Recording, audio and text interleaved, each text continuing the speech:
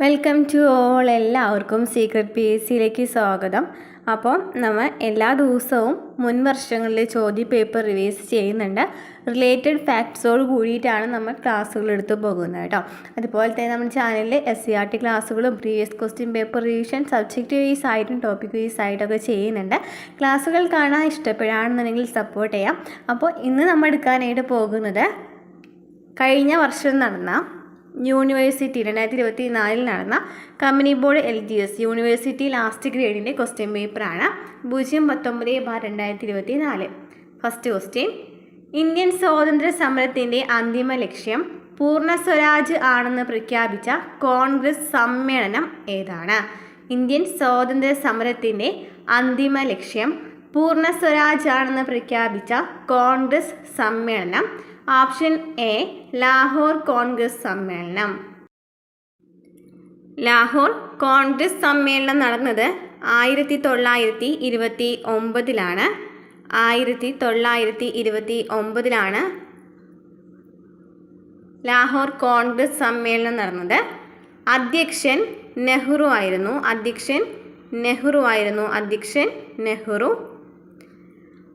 ലക്ഷ്യം പൂർണ്ണ സ്വരാജ്. ആദ്യത്തെ സ്വാതന്ത്ര്യ ദിനമായിട്ട് ആഘോഷിക്കാൻ തീരുമാനിച്ച ഡേറ്റ് 1930 ജനുവരി 26. അതുപോലെ ലാഹോർ സമ്മേളനത്തിൻ്റെ വേറൊരു പ്രത്യേകതയാണ് സിവിൽ നിയമലംഘന പ്രസ്ഥാനം ആരംഭിക്കുവാൻ തീരുമാനിച്ച സമ്മേളനം. അപ്പോൾ 1929 ലാഹോർ സമ്മേളനവുമായി ബന്ധപ്പെട്ട് PSC ചോദിക്കുന്ന ചോദ്യങ്ങളാണ്. 1929 ലാഹോർ സമ്മേളനത്തിൻ്റെ അധ്യക്ഷൻ ജവഹർലാൽ നെഹ്റു ആണ്. അതുപോലെ 1930 ജനുവരി 26 ആദ്യത്തെ സ്വാതന്ത്ര്യ ദിനമായിട്ട് ആഘോഷിക്കുവാൻ തീരുമാനിച്ച സമ്മേളനം ഏതാണ്? 1929 ലാഹോർ സമ്മേളനമാണ്. നിയമലംഘന പ്രസ്ഥാനം ആരംഭിക്കുവാൻ തീരുമാനിച്ച സമ്മേളനം ഏതാണ്? 1929 ലാഹോർ സമ്മേളനമാണ്. ക്ലിയർ ആയെന്ന് വിചാരിക്കുന്നു. നെക്സ്റ്റ് ക്വസ്റ്റ്യൻ: ഗാന്ധിജിയുടെ നേതൃത്വത്തിൽ ഇന്ത്യൻ നാഷണൽ കോൺഗ്രസ് നടത്തിയ ആദ്യത്തെ ദേശീയ പ്രക്ഷോഭം ഏതാണ്? ഗാന്ധിജിയുടെ നേതൃത്വത്തിൽ INC നടത്തിയ ആദ്യത്തെ ദേശീയ പ്രക്ഷോഭം ഏതാണ്? ഓപ്ഷൻ ബി നിസ്സഹകരണ സമരം. 1920 നിസ്സഹകരണ സമരം ആരംഭിക്കുന്നത്. 1920 നിസ്സഹകരണ സമരം നിർത്തിവെക്കാനിടയായ സംഭവം 1922 ചേരി ചേരാ സംഭവമാണ്. നിസ്സഹകരണ സമരം നിർത്തിവെക്കാൻ കാരണമായ സംഭവം 1922 ചേരി ചേരാ സംഭവമാണ്. ഇതിൻ്റെ ഭാഗമായി വിദേശ വസ്ത്രങ്ങൾ, കോടതികൾ, വിദ്യാലയങ്ങൾ എന്നിവ ബഹിഷ്കരിച്ചിട്ടുണ്ടായിരുന്നു. അതുപോലെ 1920 ഈ നിസ്സഹകരണ സമരം ആരംഭിക്കാൻ കാരണമായ സമ്മേളനം ചോദിക്കുകയാണെന്നുണ്ടെങ്കിൽ 1920 നാഗ്പൂർ സമ്മേളനമാണ്. പാസാക്കിയ സമ്മേളനം ചോദിക്കുകയാണെങ്കിൽ ഏതാണ്? നാഗ്പൂർ സമ്മേളനമാണ് പാസാക്കിയ സമ്മേളനം. ഇത്രയും ക്വസ്റ്റ്യൻ പഠിച്ചു വയ്ക്കാൻ നിസ്സഹകരണ സമരവുമായി ബന്ധപ്പെട്ട് INCയുമായി ബന്ധപ്പെട്ട് പഠിച്ചിരിക്കേണ്ട ചോദ്യങ്ങളാണ്. ഗാന്ധിജിയുടെ ആദ്യത്തെ ദേശീയ പ്രക്ഷോഭമാണ് നിസ്സഹകരണ സമരം. 1920 നിസ്സഹകരണ സമരം ആരംഭിക്കുന്നത്. നിസ്സഹകരണ സമരം നിർത്തിവെക്കാൻ കാരണമായ സംഭവം 1922 ചേരി ചേരാ സംഭവമാണ്.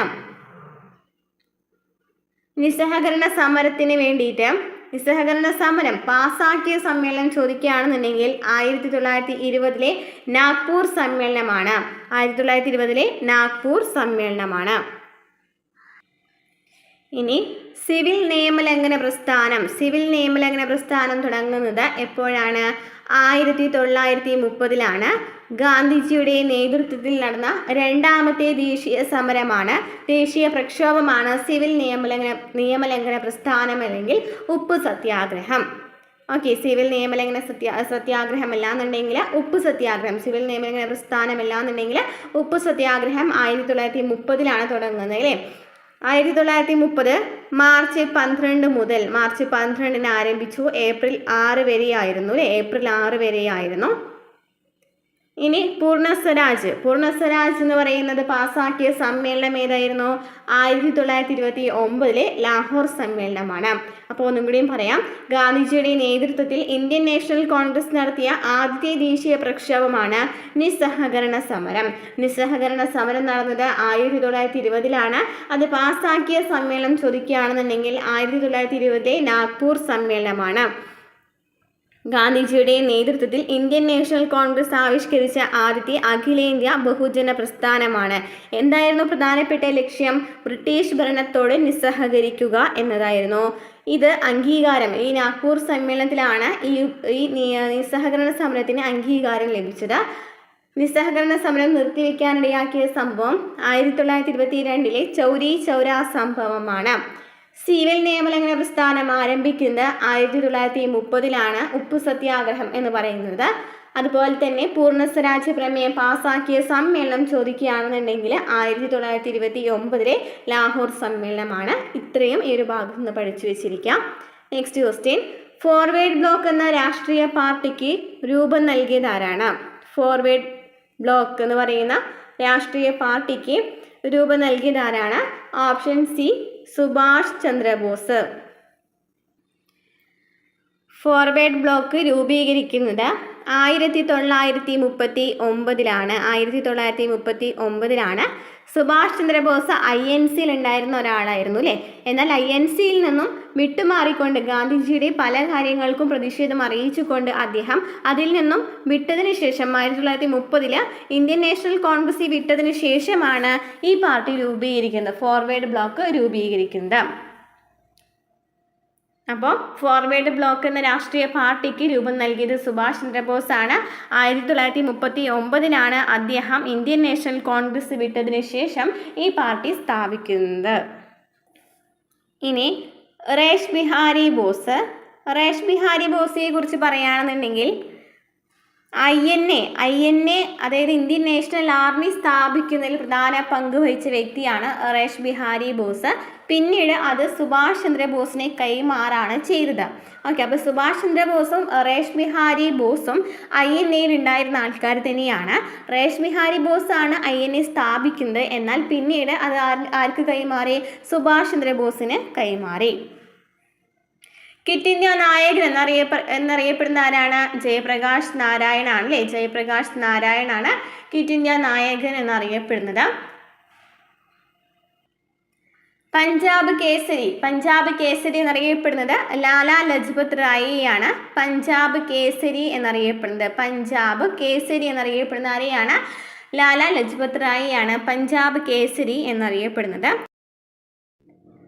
പിന്നീട് ലാലാ ലജ്പത് റായി 1928 സൈമൺ കമ്മീഷൻ വരുന്നത് അല്ലേ. അതുമായി ബന്ധപ്പെട്ട ലാത്തി ചാർജിൽ മരിക്കുകയാണ് ചെയ്തത്. അപ്പോൾ ഇത്രയും പറഞ്ഞ പോയിന്റ്സ് നോക്കാം. ഫോർവേഡ് ബ്ലോക്ക് എന്ന രാഷ്ട്രീയ പാർട്ടിക്ക് രൂപം നൽകിയത് സുഭാഷ് ചന്ദ്രബോസ് ആണ്. ഇന്ത്യയുടെ INA ലീഡർ ചോദിക്കുകയാണെന്നുണ്ടെങ്കിലും സുഭാഷ് ചന്ദ്രബോസ് ആണ്. അദ്ദേഹം 1939 ഫോർവേഡ് ബ്ലോക്ക് സ്ഥാപിക്കുന്നത്. ഇനി റേഷ് ബിഹാരി ബോസും INA രൂപീകരിക്കുന്നതിൽ പ്രധാനപ്പെട്ട പങ്ക് വഹിച്ചിട്ടുള്ള ആളാണ്. അതിനുശേഷമാണ് അദ്ദേഹം സുഭാഷ് ചന്ദ്രബോസിനെ അത് കൈമാറുന്നത്. ജയപ്രകാശ് നാരായണാണ് ക്വിറ്റ് ഇന്ത്യ നായകൻ എന്നറിയപ്പെടുന്നത്. ജയപ്രകാശ് നാരായണനെയാണ്. അരുണ സഫലി ആരാണ്? അപ്പോൾ ക്വിറ്റ് ഇന്ത്യ നായികയാണ്. ഇനി ലാലാ ലജ്പത് റായിയെ കുറിച്ച് പറയുകയാണെന്നുണ്ടെങ്കിൽ എന്താണ്? പഞ്ചാബ് കേസരി എന്നറിയപ്പെടുന്നത് ആരാണ്? ലാലാ ലജ്പത് റായിയാണ്. അതുപോലെ അദ്ദേഹം മരിക്കുന്നത് സൈമൺ കമ്മീഷൻ 1928 വന്നു. ആ ഒരു ലാത്തി ചാർജിനിടയിലാണ് അദ്ദേഹം കൊല്ലപ്പെടുന്നത്. നെക്സ്റ്റ് ക്വസ്റ്റ്യൻ, ഇന്ത്യയുടെ വടക്കു പടിഞ്ഞാറൻ പ്രദേശങ്ങളിൽ നിരവധി സമരങ്ങൾക്ക് നേതൃത്വം നൽകുകയും ദ്വിരാഷ്ട്രവാദത്തെയും ഇന്ത്യയുടെ വിഭജനത്തെയും എതിർക്കുകയും ചെയ്ത നേതാവ്, പിന്നീട് ഇന്ത്യ ഗവൺമെൻറ്റിൻ്റെ പരമോന്നത ബഹുമതിയായ ഭാരതരത്ന ലഭിക്കുകയും ചെയ്ത വ്യക്തി ആരാണ്? ഓപ്ഷൻ ഡി, ഖാൻ അബ്ദുൽ ഗാഫർ ഖാൻ ആണ്. അതിർത്തി ഗാന്ധി എന്നറിയപ്പെടുന്നത് ആരെയാണ്? ഖാൻ അബ്ദുൽ ഗാഫർ ഖാനെയാണ് അതിർത്തി ഗാന്ധി എന്നറിയപ്പെടുന്നത്. അപ്പോൾ അദ്ദേഹം വടക്ക് പടിഞ്ഞാറൻ പ്രദേശങ്ങളിൽ നിരവധി സമരങ്ങൾക്ക് നേതൃത്വം നൽകിയിട്ടുണ്ട്. ഉപ്പു സത്യാഗ്രഹത്തിനൊക്കെ വടക്ക് പടിഞ്ഞാറൻ പ്രദേശങ്ങളിൽ നേതൃത്വം നൽകിയത് ആരാന്ന് ചോദിക്കുകയാണെങ്കിൽ ആരാണ്? ഖാൻ അബ്ദുൽ ഗാഫർ ഖാൻ ആണ്. ദ്വിരാഷ്ട്രവാദത്തെയും ഇന്ത്യയുടെ വിഭജനത്തെയും എതിർക്കുകയും ചെയ്ത നേതാവാണ് അദ്ദേഹം. പിന്നീട് ഇന്ത്യ ഗവൺമെൻറ്റിൻ്റെ പരമോന്നത ബഹുമതിയായ ഭാരതരത്ന ലഭിക്കുകയും ചെയ്ത വ്യക്തിയാണ് ഖാൻ അബ്ദുൽ ഗാഫർ ഖാൻ. അപ്പോൾ നമ്മൾ കഴിഞ്ഞ ഇതിൽ പറഞ്ഞില്ലേ, നമ്മൾ ക്വിറ്റ് ഇന്ത്യ സമര നായിക എന്നറിയപ്പെടുന്ന ആരെയായിരുന്നു? അരുണ അസഫ് അലിയാണ്. അപ്പോൾ അരുണ അസഫ് അലിയാണ് ക്വിറ്റ് ഇന്ത്യ സമര നായിക എന്നറിയപ്പെടുന്നത്. നെക്സ്റ്റ് ക്വസ്റ്റ്യൻ, ചുവടെ തന്നിരിക്കുന്നവരിൽ ആരാണ് ഇന്ത്യൻ സമര കാലഘട്ടത്തിലെ മിതവാദി നേതാക്കളിൽ ഉൾപ്പെടാത്തത്? മിതവാദി നേതാക്കളിൽ ഉൾപ്പെടാത്തത് ആരാണ്? Option A Balagangadhar Tilak, W.C. Banerjee, Firoz Shah Mehta, Gopalakrishna Gokhale എന്നിവരാണ് മിതവാദി നേതാക്കൾ എന്നറിയപ്പെടുന്നത്. ആരൊക്കെയാണ്? W.C. ബാനർജി, ഗോപാലകൃഷ്ണ ഗോഖല, ഫിറോസ് ഷാ മേത്ത. മിതവാദി കാലഘട്ടം എന്നറിയപ്പെടുന്നത് 1885 മുതൽ 1907 വരെയാണ്. 1885 മുതൽ 1907 വരെയാണ് മിതവാദി കാലഘട്ടം എന്നറിയപ്പെടുന്നത്. പ്രധാനപ്പെട്ട നേതാക്കളാണ് W.C. ബാനർജി, ഗോപാലകൃഷ്ണ ഗോഖലെ, ഫിറോസ് ഷാ മേത്ത, ദാദാഭായ് നവറോജി, M.G. റാനഡെ എന്നിവരൊക്കെ.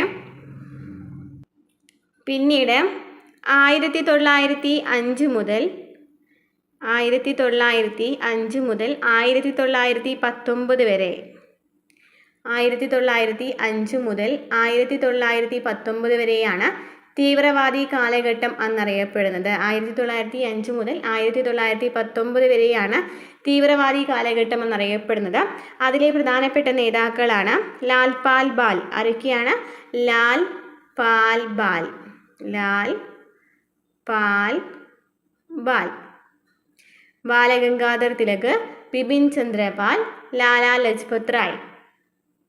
ലാലാ ലജ്പത് റായ്, അതുപോലെ ബിപിൻ ചന്ദ്രപാൽ, ബാലഗംഗാധർ തിലക് എന്നിവർ തീവ്രവാദി നേതാക്കളാണ്. 1905 മുതൽ 1919 വരെയാണ് തീവ്രവാദി കാലഘട്ടം. പിന്നീട് 1919 മുതൽ 1947 വരെയാണ് ഗാന്ധിയൻ യുഗം. ഗാന്ധിയൻ യുഗം അല്ലെങ്കിൽ ഗാന്ധിയൻ കാലഘട്ടം 1919 മുതൽ 1947 വരെയാണ്. 1885 മുതൽ 1905 വരെയാണ് കേട്ടോ. 1885 മുതൽ 1905 വരെയാണ് മിതവാദി കാലഘട്ടം വരുന്നത്. അപ്പോൾ നമ്മൾ പഠിച്ചതൊന്നും കൂടി നോക്കാം. മിതവാദി കാലഘട്ടം 1885 മുതൽ 1905 വരെയുള്ള കാലഘട്ടമാണ്. പ്രധാനപ്പെട്ട നേതാക്കൾ W.C. ബാനർജി, ഗോപാലകൃഷ്ണ ഗോഖലെ, ഫിറോസ് ഷാ മേത്ത. 1905 മുതൽ 1919 വരെയുള്ള കാലഘട്ടത്തെയാണ് തീവ്രവാദി കാലഘട്ടം എന്നറിയപ്പെടുന്നത്. പ്രധാനപ്പെട്ട നേതാവ് ലാൽ പാൽ ബാൽ എന്ന് പറയുന്ന കൂട്ടുകെട്ട്, ഇവരാണ് പ്രധാനപ്പെട്ട നേതാക്കൾ. ലാൽ പാൽ ബാൽ എന്ന് പറയുമ്പോൾ ബാലഗംഗാധർ തിലക്, ബിപിൻ ചന്ദ്രപാൽ, ലാലാ ലജ്പത് റായ്. പിന്നീട് 1919 മുതൽ 1947 വരെയുള്ള കാലഘട്ടത്തെയാണ് ഗാന്ധിയൻ കാലഘട്ടം എന്ന് അറിയപ്പെടുന്നത്. നെക്സ്റ്റ് ക്വസ്റ്റ്യൻ, സ്വത്തവകാശം മൗലികാവകാശങ്ങളിൽ നിന്നും എടുത്തുകളഞ്ഞ ഭരണഘടനാ ഭേദഗതി ഏതാണ്? സ്വത്തവകാശം മൗലികാവകാശങ്ങളിൽ നിന്നും എടുത്തുകളഞ്ഞ ഭേദഗതി ഏതാണ്? ഓപ്ഷൻ ബി 44-ാം ഭേദഗതി. 1978 44-ാം ഭേദഗതിയിലൂടെയാണ് സ്വത്തവകാശം മൗലിക അവകാശങ്ങളിൽ നിന്നും എടുത്തു കളഞ്ഞത്. അങ്ങനെ മൗലിക അവകാശങ്ങൾ എത്ര എണ്ണായി മാറി? 6 മൗലിക അവകാശങ്ങളായിട്ട് മാറി. ഈ സ്വത്തവകാശം പിന്നീട് കൂട്ടിച്ചേർത്തത് എന്തായിട്ടായിരുന്നു? നിയമ അവകാശമായിട്ടായിരുന്നു. മൗലിക അവകാശങ്ങളിൽ നിന്നും മാറ്റിയിട്ട് പാർട്ട് 12 300A അത് നിയമ അവകാശമാക്കി മാറ്റി. ഏത് സ്വത്തവകാശം അല്ലേ? സ്വത്തവകാശം മൗലിക അവകാശങ്ങളിൽ നിന്നും എടുത്തു കളഞ്ഞ് പാർട്ട് 12 300A നിയമവകാശമാക്കി മാറ്റി. മൊറാർജി ദേശായി സർക്കാരിൻ്റെ കാലത്താണ് ഈ ഭേദഗതി കൊണ്ടുവന്നത്. മൊറാർജി ദേശായിയുടെ കാലഘട്ടത്തിലാണ് ഈ ഭേദഗതി കൊണ്ടുവന്നത്. അപ്പം സ്വത്തവകാശ മൗലികാവകാശങ്ങളിൽ നിന്നും എടുത്തു കളഞ്ഞ ഭരണഘടനാ ഭേദഗതി ഏതാണ്? 44-ാം ഭേദഗതിയാണ്. 1978-ലെ 44-ാം ഭേദഗതി പ്രകാരമാണ്. ആ സമയത്ത് മൊറാർജി ദേശായി ആണ് ഉണ്ടായിരുന്നത് അല്ലേ? മൊറാർജി ദേശായി സർക്കാരാണ് ഉണ്ടായിരുന്നത്. പിന്നീട് ഇത് ഏതിലേക്കാണ് മാറ്റിയെന്ന് ചോദിക്കുകയാണെങ്കിൽ പാർട്ട് 12-ലാണ്. ആർട്ടിക്കിൾ ചോദിക്കുകയാണെങ്കിൽ 300A ആണ്. അതെന്താക്കി മാറ്റി? നിയമവകാശമാക്കി മാറ്റി. നിയമവകാശമാക്കി മാറ്റി.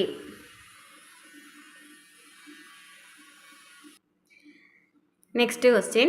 സംസ്ഥാനങ്ങളിലെ ഏറ്റവും ഉയർന്ന കോടതി ഏതാണ്? സംസ്ഥാനങ്ങളിലെ ഏറ്റവും ഉയർന്ന കോടതി ഏത്? ഓപ്ഷൻ സി ഹൈക്കോടതി. സംസ്ഥാനങ്ങളിലെ ഏറ്റവും ഉയർന്ന കോടതി ഹൈക്കോടതി. സുപ്രീം കോടതി രാജ്യത്തെ പരമോന്നത കോടതിയാണ്. രാജ്യത്തെ പരമോന്നത കോടതിയാണ് സുപ്രീം കോടതി. ബാക്കി ജില്ലാ കോടതിയും മജിസ്ട്രേറ്റ് കോടതിയും ഹൈക്കോടതിക്ക് താഴെയുള്ള കോടതികളാണ് ജില്ലാ കോടതിയും മജിസ്ട്രേറ്റ് കോടതിയും. അപ്പോൾ സംസ്ഥാനങ്ങളിലെ ഏറ്റവും ഉയർന്ന കോടതിയാണ് ഹൈക്കോടതി. രാജ്യത്തെ പരമോന്നത കോടതിയാണ് സുപ്രീം കോടതി. ജില്ലാ കോടതിയും മജിസ്ട്രേറ്റ് കോടതിയും ഹൈക്കോടതിക്ക് താഴെയുള്ള കോടതികളാണ്. Next question. ഭരണഘടനാ ഡ്രാഫ്റ്റിംഗ് കമ്മിറ്റിയുടെ അധ്യക്ഷൻ ആരായിരുന്നു? ഭരണഘടനാ ഡ്രാഫ്റ്റിംഗ് കമ്മിറ്റിയുടെ അധ്യക്ഷൻ ആരായിരുന്നു? Option B doctor BR Ambedkar. Doctor BR അംബേദ്കറാണ് ഭരണഘടനാ ഡ്രാഫ്റ്റിംഗ് കമ്മിറ്റിയുടെ അധ്യക്ഷൻ. 1947 ഓഗസ്റ്റ് 29-നാണ് ഡോക്ടർ BR അംബേദ്കറുടെ അധ്യക്ഷതയിൽ ഈ കമ്മിറ്റി രൂപീകരിച്ചത്. 1947 ഓഗസ്റ്റ് 29-നാണ് ഭരണഘടനാ ഡ്രാഫ്റ്റിംഗ് കമ്മിറ്റി രൂപീകരിച്ചത്. ഭരണഘടനാ നിർമ്മാണ സഭയിലെ ഏറ്റവും പ്രധാനപ്പെട്ട സമിതിയാണ് ഈ ഡ്രാഫ്റ്റിംഗ് കമ്മിറ്റി. അപ്പോൾ ഡ്രാഫ്റ്റിംഗ് കമ്മിറ്റിയുടെ അധ്യക്ഷൻ ആരാണ്? ഡോക്ടർ BR അംബേദ്കറാണ്. 1947 ഓഗസ്റ്റ് 29-നാണ് ഇത് രൂപീകരിച്ചത്. ജവഹർലാൽ നെഹ്റു അധ്യക്ഷനായ പ്രധാനപ്പെട്ട കമ്മിറ്റികളാണ് union constitution committee, states committee. Union constitution committee, states committee, union power committee എന്നിവ ജവഹർലാൽ നെഹ്റു അധ്യക്ഷയായ പ്രധാനപ്പെട്ട കമ്മിറ്റികളാണ്. അപ്പോൾ ഡോക്ടർ BR അംബേദ്കർ ഡ്രാഫ്റ്റിംഗ് കമ്മിറ്റിയുടെ അധ്യക്ഷൻ, union power committee, union constitution committee, states committee എന്നിവ ജവഹർലാൽ നെഹ്റു അധ്യക്ഷയായ പ്രധാനപ്പെട്ട കമ്മിറ്റിയാണ്. ഡോക്ടർ രാജേന്ദ്ര പ്രസാദ് അധ്യക്ഷയായ പ്രധാനപ്പെട്ട കമ്മിറ്റികളാണ് rules of procedure committee, steering committee, ad hoc committee on national flag. Doctor Rajendra Prasad അധ്യക്ഷനായ പ്രധാനപ്പെട്ട കമ്മിറ്റികളാണ് rules of procedure committee, steering committee, ad hoc committee on national flag എന്നിവ. ഓക്കെ, അപ്പോൾ എന്തൊക്കെയാണ് ഇപ്പോൾ പറഞ്ഞത്? ഭരണഘടനാ ഡ്രാഫ്റ്റിംഗ് കമ്മിറ്റിയുടെ അധ്യക്ഷൻ ആരാണ്? ഡോക്ടർ BR അംബേദ്കർ ആണ്. 1947 ഓഗസ്റ്റ് 29-നാണ് ഇത് രൂപീകരിക്കുന്നത്. ജവഹർലാൽ നെഹ്റു അധ്യക്ഷനായ പ്രധാനപ്പെട്ട കമ്മിറ്റികളാണ് union power committee, union constitution committee, states committee. Doctor Rajendra Prasad അധ്യക്ഷനായ പ്രധാനപ്പെട്ട കമ്മിറ്റികളാണ് rules of procedure committee, steering committee, ad hoc committee on the national flag. ലോകത്തിലെ ഏറ്റവും വലിയ എഴുതപ്പെട്ട ഭരണഘടനയുള്ള രാജ്യം ഏത്?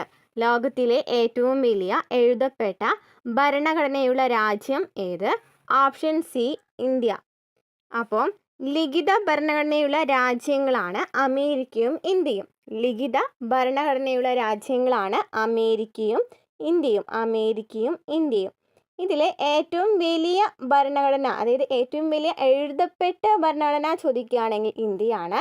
എന്നാൽ ഏറ്റവും ചെറിയ ഭരണഘടന ചോദിക്കുകയാണെങ്കിൽ, എഴുതപ്പെട്ട അല്ലെങ്കിൽ ലിഖിത ഏറ്റവും ചെറിയ ഭരണഘടന ചോദിക്കുകയാണെങ്കിൽ അമേരിക്കയുടേതാണ്. ഓക്കെ, അപ്പോൾ ഏറ്റവും വലിയ എഴുതപ്പെട്ട ഭരണഘടനയുടെ രാജ്യം ഏതാണ്? ഇന്ത്യയാണ്. ഇനി ബ്രിട്ടന് എഴുതപ്പെട്ട ഭരണഘടനയില്ല. ബ്രിട്ടൻ എന്താണ്? അലിഖിത ഭരണഘടനയാണ്. അതുപോലെ തന്നെ ഫ്രാൻസിനാണെന്നുണ്ടെങ്കിലും അലിഖിത ഭരണഘടനയാണ്. ഓക്കെ, അപ്പം നമുക്ക് എഴുതപ്പെട്ട ഭരണം ചോദിക്കുകയാണെങ്കിൽ ഇന്ത്യയും അമേരിക്കയും പറയാം. നമ്മുടെ ഓപ്ഷനിൽ ഇന്ത്യ മാത്രമേ ഉള്ളൂ. അത് കാരണം നമുക്ക് അവിടെ കൺഫ്യൂഷൻ വരുന്നില്ല അല്ലേ. അപ്പോൾ ഇന്ത്യയാണ് ഏറ്റവും വലിയ എഴുതപ്പെട്ട ഭരണഘടനയുള്ള രാജ്യം എന്ന് പറയുന്നത്. അല്ലെങ്കിൽ ഏറ്റവും ചെറിയ എഴുതപ്പെട്ട ഭരണഘടനയുള്ള രാജ്യം ചോദിക്കുകയാണെങ്കിൽ ഏതാണ്? അമേരിക്കയാണ്. നെക്സ്റ്റ് ക്വസ്റ്റ്യൻ നോക്കിയാലോ. ഭരണഘടനയുടെ ആമുഖത്തിൽ സൂചിപ്പിച്ചിട്ടുള്ള അടിസ്ഥാന ലക്ഷ്യങ്ങളിൽ ഉൾപ്പെടാത്തത് ഏതാണ്? ഭരണഘടനയുടെ ആമുഖത്തിൽ സൂചിപ്പിച്ചിട്ടുള്ള അടിസ്ഥാന ലക്ഷ്യങ്ങളിൽ ഉൾപ്പെടാത്തത് ഏതാണ്? ഓപ്ഷൻ ഡി, മൗലികാവകാശങ്ങൾ. ഭരണഘടനയുടെ ആമുഖത്തിൽ സൂചിപ്പിച്ചിട്ടുള്ളത് ഏതൊക്കെയാണ്? പരമാധികാരം, സ്ഥിതി സമത്വം, റിപ്പബ്ലിക്ക്, അതുപോലെ ജനാധിപത്യം, മതേതരത്വം, സ്വാതന്ത്ര്യം, സാഹോദര്യം എന്നിവയ്ക്കാണ് പ്രധാനപ്പെട്ട ലക്ഷ്യങ്ങൾ എന്ന് പറയുന്നത്. അപ്പോൾ ആമുഖത്തിലെ പ്രധാനപ്പെട്ട ലക്ഷ്യങ്ങൾ ഏതൊക്കെയാണ്? പരമാധികാരം, സ്ഥിതി സമത്വം, റിപ്പബ്ലിക്ക്, ജനാധിപത്യം, മതേതരത്വം, സ്വാതന്ത്ര്യം, സാഹോദര്യം. പരമാധികാരം, സ്ഥിതി സമത്വം, റിപ്പബ്ലിക്ക്, ജനാധിപത്യം, മതേതരത്വം, സ്വാതന്ത്ര്യം, സാഹോദര്യം. മൗലിക അവകാശങ്ങൾ എന്ന് പറയുന്നത് നമുക്കറിയാം 3-ാം ഭാഗത്തിലാണ് അല്ലേ. ഭരണഘടനയുടെ 3-ാം ഭാഗത്തിലാണ് പറയുന്നത്. 12 മുതൽ 35 വരെയാണ് മൗലിക അവകാശങ്ങളെ കുറിച്ചിട്ട് പറയുന്നത്. അപ്പോൾ ഭരണഘടനയുടെ ആമുഖത്തിൽ സൂചിപ്പിച്ചിട്ടുള്ള അടിസ്ഥാന ലക്ഷ്യങ്ങളാണ് പരമാധികാരം, സ്ഥിതി സമത്വം, റിപ്പബ്ലിക്ക്, ജനാധിപത്യം, സാഹോദര്യം, സ്വാതന്ത്ര്യം. അതുപോലെ തന്നെ പരമാധികാരം, സ്ഥിതി സമത്വം, റിപ്പബ്ലിക്ക്, ജനാധിപത്യം, മതേതരത്വം, സ്വാതന്ത്ര്യം, സാഹോദര്യം എന്നിവ. Next question. Kaiser A Hind പദവി ഗാന്ധിജി ബ്രിട്ടീഷ് ഗവൺമെൻറ്റിന് തിരികെ നൽകാൻ ഇടയാക്കിയ സംഭവം ഏതാണ്? കൈസർ എ ഹിന്ദ് പദവി ഗാന്ധിജി ബ്രിട്ടീഷ് ഗവൺമെൻറ്റിന് തിരികെ നൽകാൻ ഇടയാക്കിയ സംഭവം ഏതാണ്? ഓപ്ഷൻ എ, ജാലിയൻ വാലാബാഗ് കൂട്ടക്കൊല. ജാലിയൻ വാലാബാഗ് കൂട്ടക്കൊല നടന്നത് എന്നാണ്? 1919 ജാലിയൻ വാലാബാഗ് കൂട്ടക്കൊല നടന്നത്. 1919 ഏപ്രിൽ 13. 1919 ഏപ്രിൽ 13 ജാലിയൻ വാലാബാഗ് കൂട്ടക്കൊല നടന്നത്. 1919 ഏപ്രിൽ 13 ജാലിയൻ വാലാബാഗ് കൂട്ടക്കൊല നടന്നത്. അപ്പോൾ ഈ ജാലിയൻ വാലാബാഗ് കൂട്ടക്കൊല പറയുന്നതിന് മുമ്പ് തന്നെ നമുക്ക് പഠിക്കേണ്ട ഒരു നിയമമാണ് റൗളത്ത് നിയമം. കഴിഞ്ഞ ക്വസ്റ്റ്യൻ പേപ്പർ നമ്മൾ ഡിസ്കസ് ചെയ്തപ്പോൾ അതിലുണ്ടായിരുന്ന ക്വസ്റ്റ്യൻ റൗളത്ത് നിയമത്തെ കുറിച്ചിട്ടായിരുന്നു അല്ലേ. അപ്പോൾ ഇന്നത്തെ ക്വസ്റ്റ്യൻ പേപ്പറിൽ ചോദിച്ചിരിക്കുന്നത് ജാലിയൻ വാലാബാഗ് കൂട്ടക്കൊലയെ കുറിച്ചിട്ടാണ്. അപ്പോൾ റൗളത്ത് നിയമം നടന്നത് എന്നാണ്? 1919 റൗളത്ത് നിയമം അല്ലേ. കരി നിയമം എന്നൊക്കെ ഗാന്ധിജി ഇതിനെ വിശേഷിപ്പിച്ചിട്ടുണ്ടായിരുന്നു. വിചാരണ കൂടാതെ തടവിലാക്കാമെന്നൊക്കെ പറയുന്ന ഒരു നിയമമാണ് അതല്ലേ. അപ്പോൾ അതിനെതിരെയായിട്ട് പഞ്ചാബിൽ പ്രതിഷേധിച്ചിട്ടുള്ള ആൾക്കാരായിരുന്നു സൈഫുദ്ദീൻ കിച്ചിലിയും ഡോക്ടർ സത്യപാലും. അതുപോലെ തന്നെ ഡോക്ടർ സത്യപാലും. അപ്പോൾ ഇവരെ അറസ്റ്റ് ചെയ്തതുമായി ബന്ധപ്പെട്ടിട്ട് ഒരു യോഗം നടത്താണ് ഒരു മൈതാനത്ത്. എവിടെയാണ്? അമൃത്സറിലെ, പഞ്ചാബിലെ അമൃത്സറിൽ വെച്ചിട്ട് ഒരു യോഗം നടത്താണ്. അപ്പോൾ അതിന് വേണ്ടിയിട്ട് മൈക്കിൾ ഓഡയറാണ് ഇവരെ വധിക്കാനായിട്ട് ഓർഡർ ഇടുന്നത് അല്ലേ. ആരാണ്? മൈക്കിൾ ഓഡയറാണ്. അങ്ങനെ ജാലിയൻ വാലാബാഗ് കൂട്ടക്കൊല ആ സമയത്ത് കുറേ പേര് മരിക്കുകയാണല്ലേ. അങ്ങനെ മരിച്ചതിന് ശേഷം ഈ മൈക്കിൾ ഓഡയറിനെ ആരാ കൊല്ലുന്നത് അറിയോ? മൈക്കിൾ ഓഡയറിനെ കൊല്ലുന്ന ആരാണ്? ഉദ്ധം സിംഗ് ആണ്. ഉദ്ധം സിംഗ് 1940 ഈ മൈക്കിൾ ഓഡയറിനെ കൊല്ലുന്നുണ്ട്. ഓക്കെ, പിന്നീട് പഠിക്കാം അതിനെക്കുറിച്ച് ഡീറ്റെയിൽ ആയിട്ട്. അപ്പോൾ ഇതിൻ്റെ ഫലമായിട്ട് കൈസർ എ ഹിന്ദ് എന്ന് പറയുന്ന പദവി ഗാന്ധിജി ബ്രിട്ടീഷ് ഗവൺമെൻറ് തിരികെ നൽകി. അതുപോലെ തന്നെ ചോദിക്കാവുന്ന ഒരു ക്വസ്റ്റ്യൻ ആണ് രവീന്ദ്രനാഥ ടാഗോർ സർ പദവി. ടാഗോർ ഏതാ പദവിയാണ്? സർ പദവി കേട്ടോ. ടാഗോർ സർ പദവി നൽകിയതും ഏതുമായി ബന്ധപ്പെട്ടതാണ് ചോദിക്കുകയാണെങ്കിൽ ഏതാണ്? ജാലിയൻ വാലാബാഗ് കൂട്ടക്കൊലയാണ്. ഓക്കെ, അപ്പോൾ ജാലിയൻ വാലാബാഗ് കൂട്ടക്കൊലയുമായി ബന്ധപ്പെട്ടിട്ട് രവീന്ദ്രനാഥ ടാഗോർ സർ പദവി തിരിച്ചു നൽകി. അതുപോലെ ഗാന്ധിജി കൈസർ എ ഹിന്ദ് പദവി തിരിച്ചു നൽകി. ഇനി ജാലിയൻ വാലാബാഗ് കൂട്ടക്കൊല നടന്നെന്നാണ്? 1919 ഏപ്രിൽ 13 എവിടെ വെച്ചിട്ടാണ്? പഞ്ചാബിലെ അമൃത്സറിൽ വെച്ചിട്ടാണ്. എന്തിനു വേണ്ടിയിട്ടായിരുന്നു? ആ സമയത്ത് റൗളത്ത് ആക്ടിനെതിരെ പ്രതിഷേധിച്ച നേതാക്കളാണ് സൈഫുദ്ദീൻ കിച്ചിലുവും ഡോക്ടർ സത്യപാലും. ഇവരെ അറസ്റ്റ് ചെയ്തതുമായിട്ട് പ്രതിഷേധിച്ചിട്ടാണ് ഇവർ യോഗം നടത്തുന്നത് അല്ലേ. അതിൻ്റെ ഫലമായിട്ടാണ് ബ്രിട്ടീഷുകാർ വന്ന് അവരെ കൊല്ലുന്നത്. ഓക്കെ, ഇത്രയും ക്ലിയർ ആയെന്ന് വിചാരിക്കുന്നു. Next question. ഇനി ക്ഷേത്ര നിർമ്മാണമല്ല വിദ്യാലയ നിർമ്മാണമാണ് ജനതയ്ക്ക് വേണ്ടത്. പ്രധാന ദേവാലയം വിദ്യാലയം തന്നെയാകണം എന്ന് ആഹ്വാനം ചെയ്ത സാമൂഹ്യ പരിഷ്കർത്താവ് ആര്? ഇനി ക്ഷേത്ര നിർമ്മാണമല്ല വിദ്യാലയ നിർമ്മാണമാണ് ജനതയ്ക്ക് വേണ്ടത്. പ്രധാന ദേവാലയം വിദ്യാലയം തന്നെയാകണം എന്ന് ആഹ്വാനം ചെയ്ത സാമൂഹ്യ പരിഷ്കർത്താവ് ആര്? ഓപ്ഷൻ സി ശ്രീനാരായണ ഗുരു. ശ്രീനാരായണ ഗുരു. ശ്രീനാരായണ ഗുരു എന്തൊക്കെയാണ് പറഞ്ഞത്? ഇനി ക്ഷേത്ര നിർമ്മാണമല്ല വിദ്യാലയ നിർമ്മാണമാണ് ജനതയ്ക്ക് വേണ്ടത്. പ്രധാനപ്പെട്ട ദേവാലയം വിദ്യാലയം തന്നെയാകണം എന്ന് പറഞ്ഞു. ജനങ്ങൾക്ക് വിദ്യാഭ്യാസം നൽകുന്നതിലൂടെയാണ് അവരെ നന്നാക്കാൻ സാധിക്കുകയെന്ന് അദ്ദേഹം വിശ്വസിച്ചിട്ടുണ്ടായിരുന്നു. അപ്പോൾ ശ്രീനാരായണ ഗുരു ആണ് പറഞ്ഞത് ഇനി ക്ഷേത്ര നിർമ്മാണമല്ല വിദ്യാലയ നിർമ്മാണമാണ് ജനതയ്ക്ക് വേണ്ടത്. പ്രധാന ദേവാലയം വിദ്യാലയം തന്നെയാകണം എന്ന് ആഹ്വാനം ചെയ്ത സാമൂഹ്യ പരിഷ്കർത്താവ് ആരാണ്? ശ്രീനാരായണ ഗുരു ആണ്. ഇനി ചട്ടമ്പി സ്വാമികളുടെ യഥാർത്ഥ പേരെന്താ? നെക്സ്റ്റ് ക്വസ്റ്റ്യൻ ആണ്. ചട്ടമ്പി സ്വാമികളുടെ യഥാർത്ഥ പേരെന്താണ്? എന്താണ്? Option C Ayyappan. അയ്യപ്പൻ കുഞ്ഞൻ പിള്ള എന്നൊക്കെ അറിയപ്പെടുന്നത് ചട്ടമ്പി സ്വാമികളെയാണ്. അയ്യപ്പൻ കുഞ്ഞൻ പിള്ള. അയ്യപ്പൻ കുഞ്ഞൻ പിള്ള എന്നറിയപ്പെടുന്നത് ചട്ടമ്പി സ്വാമികളെയാണ്. Next question. പഴശ്ശി കലാപം അടിച്ചമർത്തിയ ബ്രിട്ടീഷ് സബ് കളക്ടർ ആരാണ്? പഴശ്ശി കലാപം അടിച്ചമർത്തിയ ബ്രിട്ടീഷ് സബ് കളക്ടർ ആരാണ്? Option A Thomas Harvey Baber. അപ്പോൾ പഴശ്ശി വിപ്ലവവുമായി ബന്ധപ്പെട്ട് പഠിക്കേണ്ട കുറച്ച് ക്വസ്റ്റ്യൻസ് പറഞ്ഞു തരാം. പുരളീശെമ്മൻ എന്ന പേരിൽ അറിയപ്പെടുന്നത് ആരാണ്? ആരാണ് പുരളീശെമ്മൻ എന്നറിയപ്പെടുന്നത്? പഴശ്ശി രാജയാണ് അല്ലേ. പഴശ്ശി വിപ്ലവത്തിന് നേതൃത്വം നൽകിയ രാജാവാണ് പഴശ്ശി രാജ. പഴശ്ശി രാജയാണ് പഴശ്ശി വിപ്ലവത്തിന് നേതൃത്വം നൽകിയത്. ആരാണ്? പഴശ്ശി രാജയാണ് അല്ലേ. പഴശ്ശി രാജയാണ്. മലബാറിൽ ബ്രിട്ടീഷുകാർ നേരിട്ട ശക്തമായ സമരങ്ങളായിരുന്നു പഴശ്ശി വിപ്ലവങ്ങൾ. മലബാറിൽ ബ്രിട്ടീഷുകാർ നേരിട്ട ശക്തമായ സമരങ്ങളാണ് പഴശ്ശി വിപ്ലവങ്ങൾ. എന്തായിരുന്നു പഴശ്ശി വിപ്ലവങ്ങൾക്ക് കാരണമായ ഘടകം? ബ്രിട്ടീഷുകാർ നടപ്പിലാക്കിയ നികുതി പരിഷ്കാരങ്ങളാണ്. ബ്രിട്ടീഷുകാർ നടപ്പിലാക്കിയ നികുതി പരിഷ്കാരങ്ങളാണ് പഴശ്ശി കലാപത്തിന് പ്രധാനപ്പെട്ട കാരണം. ചോദിക്കുകയാണെങ്കിൽ ഏതാണ്? ബ്രിട്ടീഷുകാർ നടപ്പിലാക്കിയ നികുതി പരിഷ്കാരങ്ങളാണ്. ഇനി പഴശ്ശി രാജയെക്കുറിച്ച് കേരള സിംഹം എന്ന് പറയുന്ന പുസ്തകം എഴുതിയതും പഴശ്ശി രാജയെ കേരള സിംഹം എന്ന് വിശേഷിപ്പിച്ചതും ആരാണ്? സർദാർ കെ എം പണിക്കറാണ്. കേരള സിംഹം എന്ന് പഴശ്ശി രാജയെ വിശേഷിപ്പിച്ചത്. കേരള സിംഹം എന്ന് പഴശ്ശി രാജയെ വിശേഷിപ്പിച്ചത് ആരാണ്? Sardar K M Panicker. Sardar K M പണിക്കറാണ്. ഇതൊക്കെ PSC എപ്പോഴും ചോദിക്കുന്ന ക്വസ്റ്റ്യൻസ് ആണ് കേട്ടോ. സർദാർ കെ എം പണിക്കറാണ് കേരള സിംഹം എന്ന് പഴശ്ശി രാജയെ വിശേഷിപ്പിച്ചത്. പഴശ്ശി സ്മാരകം സ്ഥിതി ചെയ്യുന്നത് മാനന്തവാടിയിലാണ്. പഴശ്ശി സ്മാരകം സ്ഥിതി ചെയ്യുന്നത് മാനന്തവാടിയിലാണ്. ഒന്നാം പഴശ്ശി വിപ്ലവം ചോദിക്കാറുള്ള ക്വസ്റ്റ്യൻ ആണ്. ഒന്നാം പഴശ്ശി വിപ്ലവം നടന്നത് 1793 മുതൽ 97 വരെയാണ് ഒന്നാം പഴശ്ശി വിപ്ലവം നടന്നത്. രണ്ടാം പഴശ്ശി വിപ്ലവം നടന്നത് 1800 മുതൽ 1805 വരെയാണ്. പഠിച്ചു വയ്ക്കുക, റിപ്പീറ്റഡ് ക്വസ്റ്റ്യൻ ആണ്.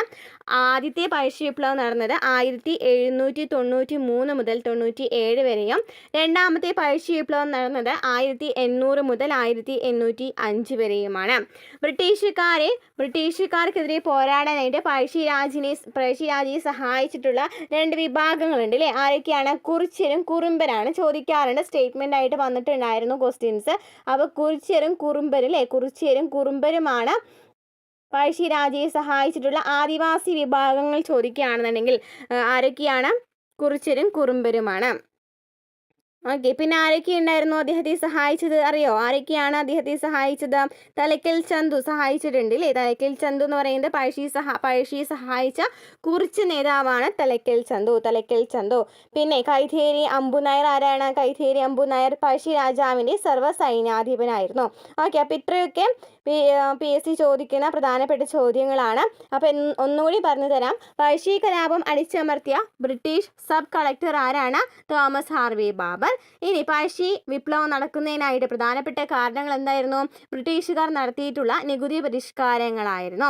പഴശ്ശി രാജയാണ് പഴശ്ശി വിപ്ലവത്തിന് പൊരുതിയിട്ടുള്ളത്. ആരായിരുന്നു? പഴശ്ശി വിപ്ലവം നടത്തിയിട്ടുള്ളെങ്കിൽ പഴശ്ശി വിപ്ലവത്തിൻ്റെ നേതാവെന്ന് ചോദിക്കുകയാണെങ്കിൽ ആരാണ്? പഴശ്ശി വിപ്ലവത്തിന് നേതൃത്വം നൽകി ചോദിക്കുകയാണെങ്കിൽ ആരാണ്? കോട്ടയം കേരളവർമ്മ പഴശ്ശി രാജയാണ്. അപ്പോൾ ഈ പഴശ്ശിരാജാവിൻ്റെ കേന്ദ്രമായിരുന്ന മല എന്ന് ചോദിക്കുകയാണെങ്കിൽ പുരളിമലയാണ് കേട്ടോ, പുരളിമലയാണ്. പിന്നെ പുരളി ക്ഷമൻ എന്നറിയപ്പെട്ടിരുന്നത് പഴശ്ശിരാജയാണ്. അതുപോലെ തന്നെ കേരള സിംഹം എന്നറിയപ്പെടുന്നത് പഴശ്ശിരാജയാണ്.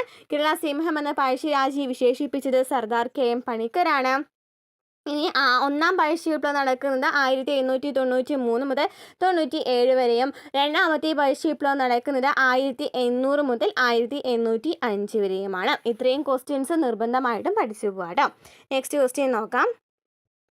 അമേരിക്കൻ മോഡൽ അറബിക്കടലിൽ എന്ന മുദ്രാവാക്യം ഏത് സമരവുമായി ബന്ധപ്പെട്ടിരിക്കുന്നു? അമേരിക്കൻ മോഡൽ അറബിക്കടലിൽ എന്ന മുദ്രാവാക്യം ഏത് സമരവുമായി ബന്ധപ്പെട്ടിരിക്കുന്നു? ഓപ്ഷൻ ബി പുന്നപ്ര വയലാർ സമരം. പുന്നപ്ര വയലാർ സമരം. അമേരിക്കൻ മോഡൽ അറബിക്കടലിൽ എന്ന മുദ്രാവാക്യം പുന്നപ്ര വയലാർ സമരവുമായി ബന്ധപ്പെട്ടതാണ്. തിരുവിതാംകൂർ ദിവാനായ sir CP Ramaswamy Iyer. Sir CP Ramaswamy Iyer. Sir CP Ramaswamy അയ്യരുടെ ഭരണപരിഷ്കാരങ്ങളാണ് അമേരിക്കൻ മോഡൽ ഭരണഘടനയോടുള്ള എതിർപ്പാണ്. ഓക്കെ, സർ CP രാമസ്വാമി അയ്യരുടെ ഭരണപരിഷ്കാരങ്ങളായിട്ടുള്ള അമേരിക്കൻ മോഡൽ എന്ന് പറയുന്നത് ഭരണഘടനയോടുള്ള എതിർപ്പാണ് ഈ മുദ്രാവാക്യത്തിലൂടെ പ്രക്ഷോഭകർ ഉയർത്തിയത്. പുന്നപ്ര വയലാർ സമരം എന്നായിരുന്നു? 1946 സർ CP രാമസ്വാമി അയ്യരുടെ നികുതി പരിഷ്കരണങ്ങൾക്കെതിരെയായിട്ടുള്ള ഒരു സമരമായിരുന്നു ഈ പുന്നപ്ര വയലാർ സമരം എന്ന് പറയുന്നത്. ക്ലിയർ ആയല്ലോ? ആറ്റിങ്ങൽ കലാപം നടന്നതെന്നാണ്? 1721 ആറ്റിങ്ങൽ കലാപം നടന്നത് അല്ലേ? ആദ്യത്തെ സംഘടിത കലാപം ചോദിക്കുകയാണെങ്കിൽ, ബ്രിട്ടീഷുകാർ നടത്തിയ ആദ്യത്തെ സംഘടിത കലാപം ചോദിക്കുകയാണെങ്കിൽ ആറ്റിങ്ങൽ കലാപമാണ്. ആദ്യത്തെ കലാപം ചോദിക്കുകയാണെങ്കിൽ ഏതാണ്? അഞ്ചുതെങ്ങ് കലാപമാണ് അല്ലേ? അഞ്ചുതെങ്ങ് കലാപം നടന്നത് എന്നാണ്? 1697 1697. നിവർത്തന പ്രക്ഷോഭം നടന്നതെന്നാണ്? 1932 നിവർത്തന പ്രക്ഷോഭം നടന്നത്. മലബാർ കലാപം 1921. അപ്പോൾ അമേരിക്കൻ മോഡൽ അറബിക്കടലിൽ എന്ന മുദ്രാവാക്യം പുന്നപ്ര വയലാർ സമരവുമായി ബന്ധപ്പെട്ടതാണ്. 1946 നടന്നത്. ആറ്റിങ്ങൽ കലാപം 1721 നടന്നു. PSCയുടെ എപ്പോഴും ചോദിക്കുന്ന ഒരു ക്വസ്റ്റ്യൻ ആണ് അല്ലേ? ബ്രിട്ടീഷുകാർ നടത്തിയിട്ടുള്ള ആദ്യ സംഘടിത കലാപം ഏതാണ്? ആറ്റിങ്ങൽ കലാപമാണ്. ബ്രിട്ടീഷുകാർ നടത്തിയ ആദ്യ കലാപം ചോദിക്കുകയാണെങ്കിൽ ഏതാണ്? അഞ്ചുതെങ്ങ് കലാപമാണ് 1997. നിവർത്തന പ്രക്ഷോഭം നടന്നത് 1932.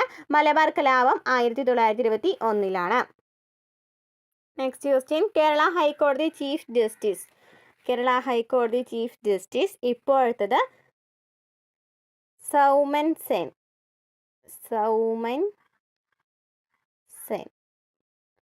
കേരള ഹൈക്കോടതി ചീഫ് ജസ്റ്റിസ് ഇപ്പോഴത്തെ ആരാണ്? സൗമൻ സെൻ ആണ്. 2026 ജനുവരി 10 ചുമതലയേറ്റത്. അപ്പോൾ കേരള ഹൈക്കോടതി ചീഫ് ജസ്റ്റിസ് ഇപ്പോഴത്തെ ആരാണ്? സൗമൻ സെൻ ആണ്. 40ാമത്തെ ചീഫ് ജസ്റ്റിസ് ആണ്. 40ാമത്തെ ചീഫ് ജസ്റ്റിസ് ആണ് ആരെന്ന് പറയുന്നത്? സൗമൻ സെൻ എന്ന് പറയുന്നത്. നെക്സ്റ്റ് ക്വസ്റ്റ്യൻ നോക്കിയാലോ. കേരളത്തിലെ ആദ്യത്തെ സമ്പൂർണ്ണ ഡിജിറ്റൽ ജില്ല ഏതാണ്?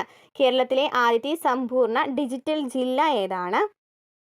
Option B Ernakulam. കേരളത്തിലെ ആദ്യത്തെ സമ്പൂർണ്ണ ഡിജിറ്റൽ ജില്ല എറണാകുളം. 2015 ആദ്യത്തെ സമ്പൂർണ്ണ ഡിജിറ്റൽ ജില്ലയായിട്ട് എറണാകുളത്തെ പ്രഖ്യാപിച്ചത്. Next, transfer of power in India എന്ന ഗ്രന്ഥത്തിൻ്റെ കർത്താവ് ആരാണ്? Transfer of power in India എന്ന ഗ്രന്ഥത്തിൻ്റെ കർത്താവ് ആരാണ്? VP മേനോനാണ്. Next question. താഴെ പറയുന്നതിൽ ഫ്രാൻസിൻ്റെ അധിനിവേശ പ്രദേശം ഏതാണ്? ഫ്രാൻസിൻ്റെ അധിനിവേശ പ്രദേശങ്ങൾ ഏതൊക്കെയാണ്? പോണ്ടിച്ചേരി അല്ലേ? പോണ്ടിച്ചേരി, മാഹി, കാരക്കൽ, യാനം എന്നിവ ഫ്രാൻസിൻ്റെ അധിനിവേശ പ്രദേശങ്ങളാണ്. പോണ്ടിച്ചേരി, മാഹി, കാരക്കൽ, യാനം. ഇനി ഗോവ, ദാമൻ ദിയു എന്നിവ ആരുടേതാണ്? പോർച്ചുഗീസുകാരുടെ അധിനിവേശ പ്രദേശങ്ങളാണ് ഗോവ, ദാമൻ ദിയു. പോർച്ചുഗീസുകാരുടെ അധിനിവേശ പ്രദേശങ്ങളാണ് ഗോവ, ദാമൻ ദിയു. അപ്പോൾ ഫ്രാൻസിൻ്റെ അധിനിവേശ പ്രദേശങ്ങൾ ഏതൊക്കെയാണ്? പോണ്ടിച്ചേരി, മാഹി, കാരക്കൽ, യാനം. അതുപോലെ തന്നെ പോർച്ചുഗീസുകാരുടെ അധിനിവേശ പ്രദേശങ്ങളാണ് ഗോവ, ദാമൻ ദിയു. Next question. സംസ്ഥാന പുനഃസംഘടനാ കമ്മീഷനിലെ മലയാളിയായ അംഗം ആരാണ്? മലയാളിയായ അംഗമാണ് ചോദിച്ചിരിക്കേണ്ട. ഓപ്ഷൻ ഡി ആണ്, സർദാർ കെ എം പണിക്കരാണ് അല്ലേ. സർദാർ കെ എം പണിക്കരാണ് സംസ്ഥാന പുനഃസംഘടനാ കമ്മീഷനിലെ മലയാളിയായ അംഗം. സംസ്ഥാന പുനഃസംഘടനാ കമ്മീഷൻ നിലവിൽ വന്നത് എന്നാണ് 1953 അങ്ങനെ ഫസൽ അലി ആയിരുന്നു അധ്യക്ഷൻ ചോദിക്കുകയാണെങ്കിൽ ആരാണ്? ഫസൽ അലിയാണ് അധ്യക്ഷൻ. ഫസൽ അലിയാണ്. മറ്റ് അംഗങ്ങളാണ് എച്ച്.എൻ. ഗുൻസ്രുവും കെ എം പണിക്കരും. മലയാളിയായിട്ടുള്ള അംഗമാണ് കെ എം പണിക്കർ. പഠിച്ചു വയ്ക്കുക, ഇമ്പോർട്ടൻ്റ് ആണ്. ഈ ക്വസ്റ്റ്യൻ റിപ്പീറ്റഡ് ആണ്. അതായത് സംസ്ഥാന പുനഃസംഘടനാ കമ്മീഷനിലെ അധ്യക്ഷൻ ചോദിക്കാറുണ്ട്, ഫസൽ അലിയാണ്. അതുപോലെ തന്നെ അംഗങ്ങൾ ചോദിക്കാറുണ്ട്, ആരൊക്കെയാണ്? ഫസൽ അലിയും എച്ച്.എൻ. ഗുൻസ്രും കെ എം പണിക്കരാണ് ഈ സംസ്ഥാന പുനഃസംഘടനാ കമ്മീഷനിൽ ഉണ്ടായിരുന്നത്. അതുപോലെ തന്നെ മലയാളിയായ അംഗം ചോദിക്കുകയാണെങ്കിൽ ആരാണ്? കെ എം പണിക്കരാണ്. അവർക്ക് വ്യവസായശാലയ്ക്ക് സഹായം നൽകിയ രാജ്യം ഏത്? Answer option A Germany. Rourkela ഇരുമ്പുരുക്ക് വ്യവസായശാലയ്ക്ക് സഹായം നൽകിയ രാജ്യം ജർമ്മനി. ഇനി ബൊക്കാറോ ഇരുമ്പുരുക്ക് വ്യവസായശാല. ബൊക്കാറോ ഇരുമ്പുരുക്ക് വ്യവസായശാല എവിടെയാണ് സ്ഥാപിതമായത്? ഏത് സംസ്ഥാനത്താണ്? ജാർഖണ്ഡിലാണ്. സഹായം നൽകിയ രാജ്യം ചോദിക്കുകയാണെന്നുണ്ടെങ്കിൽ റഷ്യയാണ് കേട്ടോ. റഷ്യയാണ്. 1964 സ്ഥാപിതമായത്. ഇത്രയും ക്വസ്റ്റ്യൻസ് പഠിച്ചു വെച്ചിരിക്കണം. എപ്പോഴും PSC ഒരു ഇരുമ്പുരുക്ക് വ്യവസായശാല ചോദിക്കാറുണ്ട്. അപ്പോൾ ബൊക്കാറോ ജാർഖണ്ഡിലാണ് സ്ഥാപിതമായത്. സോവിയറ്റ് യൂണിയൻ അല്ലെങ്കിൽ റഷ്യയാണ് സഹായിച്ചത്. തുടങ്ങിയത് 1964. ഇനി ഭിലായ് ഏത് സംസ്ഥാനത്താണ്? ഛത്തീസ്ഗഡിലാണ് അല്ലേ. ഭിലായ് എവിടെയാണ്? ഛത്തീസ്ഗഡിലാണ്. സഹായം നൽകിയ രാജ്യം ഏതാണ്? റഷ്യ തന്നെയാണ്, സോവിയറ്റ് യൂണിയൻ തന്നെയാണ്. ഇനി എന്നാണ് ഇത് തുടങ്ങിയ വർഷം ചോദിക്കുകയാണെങ്കിലോ 1959. നമുക്കറിയാം രണ്ടാം പഞ്ചവത്സര പദ്ധതി സമയത്താണ് ഭിലായ്, റൂർക്കേല, ദുർഗാപൂർ എന്നിവ സ്ഥാപിതമാകുന്നത്. എന്നാൽ ബൊക്കാറോ എപ്പോഴാണ് സ്ഥാപിതമായത്? ബൊക്കാറോ മൂന്നാം പഞ്ചവത്സര പദ്ധതി സമയത്താണ് അല്ലേ. അപ്പോൾ രണ്ടാം പഞ്ചവത്സര പദ്ധതി സമയത്താണ് ഭിലായ്, റൂർക്കേല, ദുർഗാപൂർ ഒക്കെ സ്ഥാപിതമായിട്ടുള്ളത്. അപ്പോൾ ഇത് മൂന്നും സ്ഥാപിതമായിട്ടുള്ളത് 1959. അപ്പോൾ ഭിലായ് ഛത്തീസ്ഗഡിലാണ്. റഷ്യയാണ് സഹായം നൽകിയത്. 1959 സ്ഥാപിതമായത്. ക്ലിയർ ആയല്ലോ. പിന്നെ നമ്മൾ എന്താ പറഞ്ഞത്? റൂർക്കേല അല്ലേ. റൂർക്കേല ജർമ്മനിയാണെന്ന് പറഞ്ഞു അല്ലേ. ജർമ്മനിയാണ് സഹായം നൽകിയത്. റൂർക്കേല എവിടെയാണ്?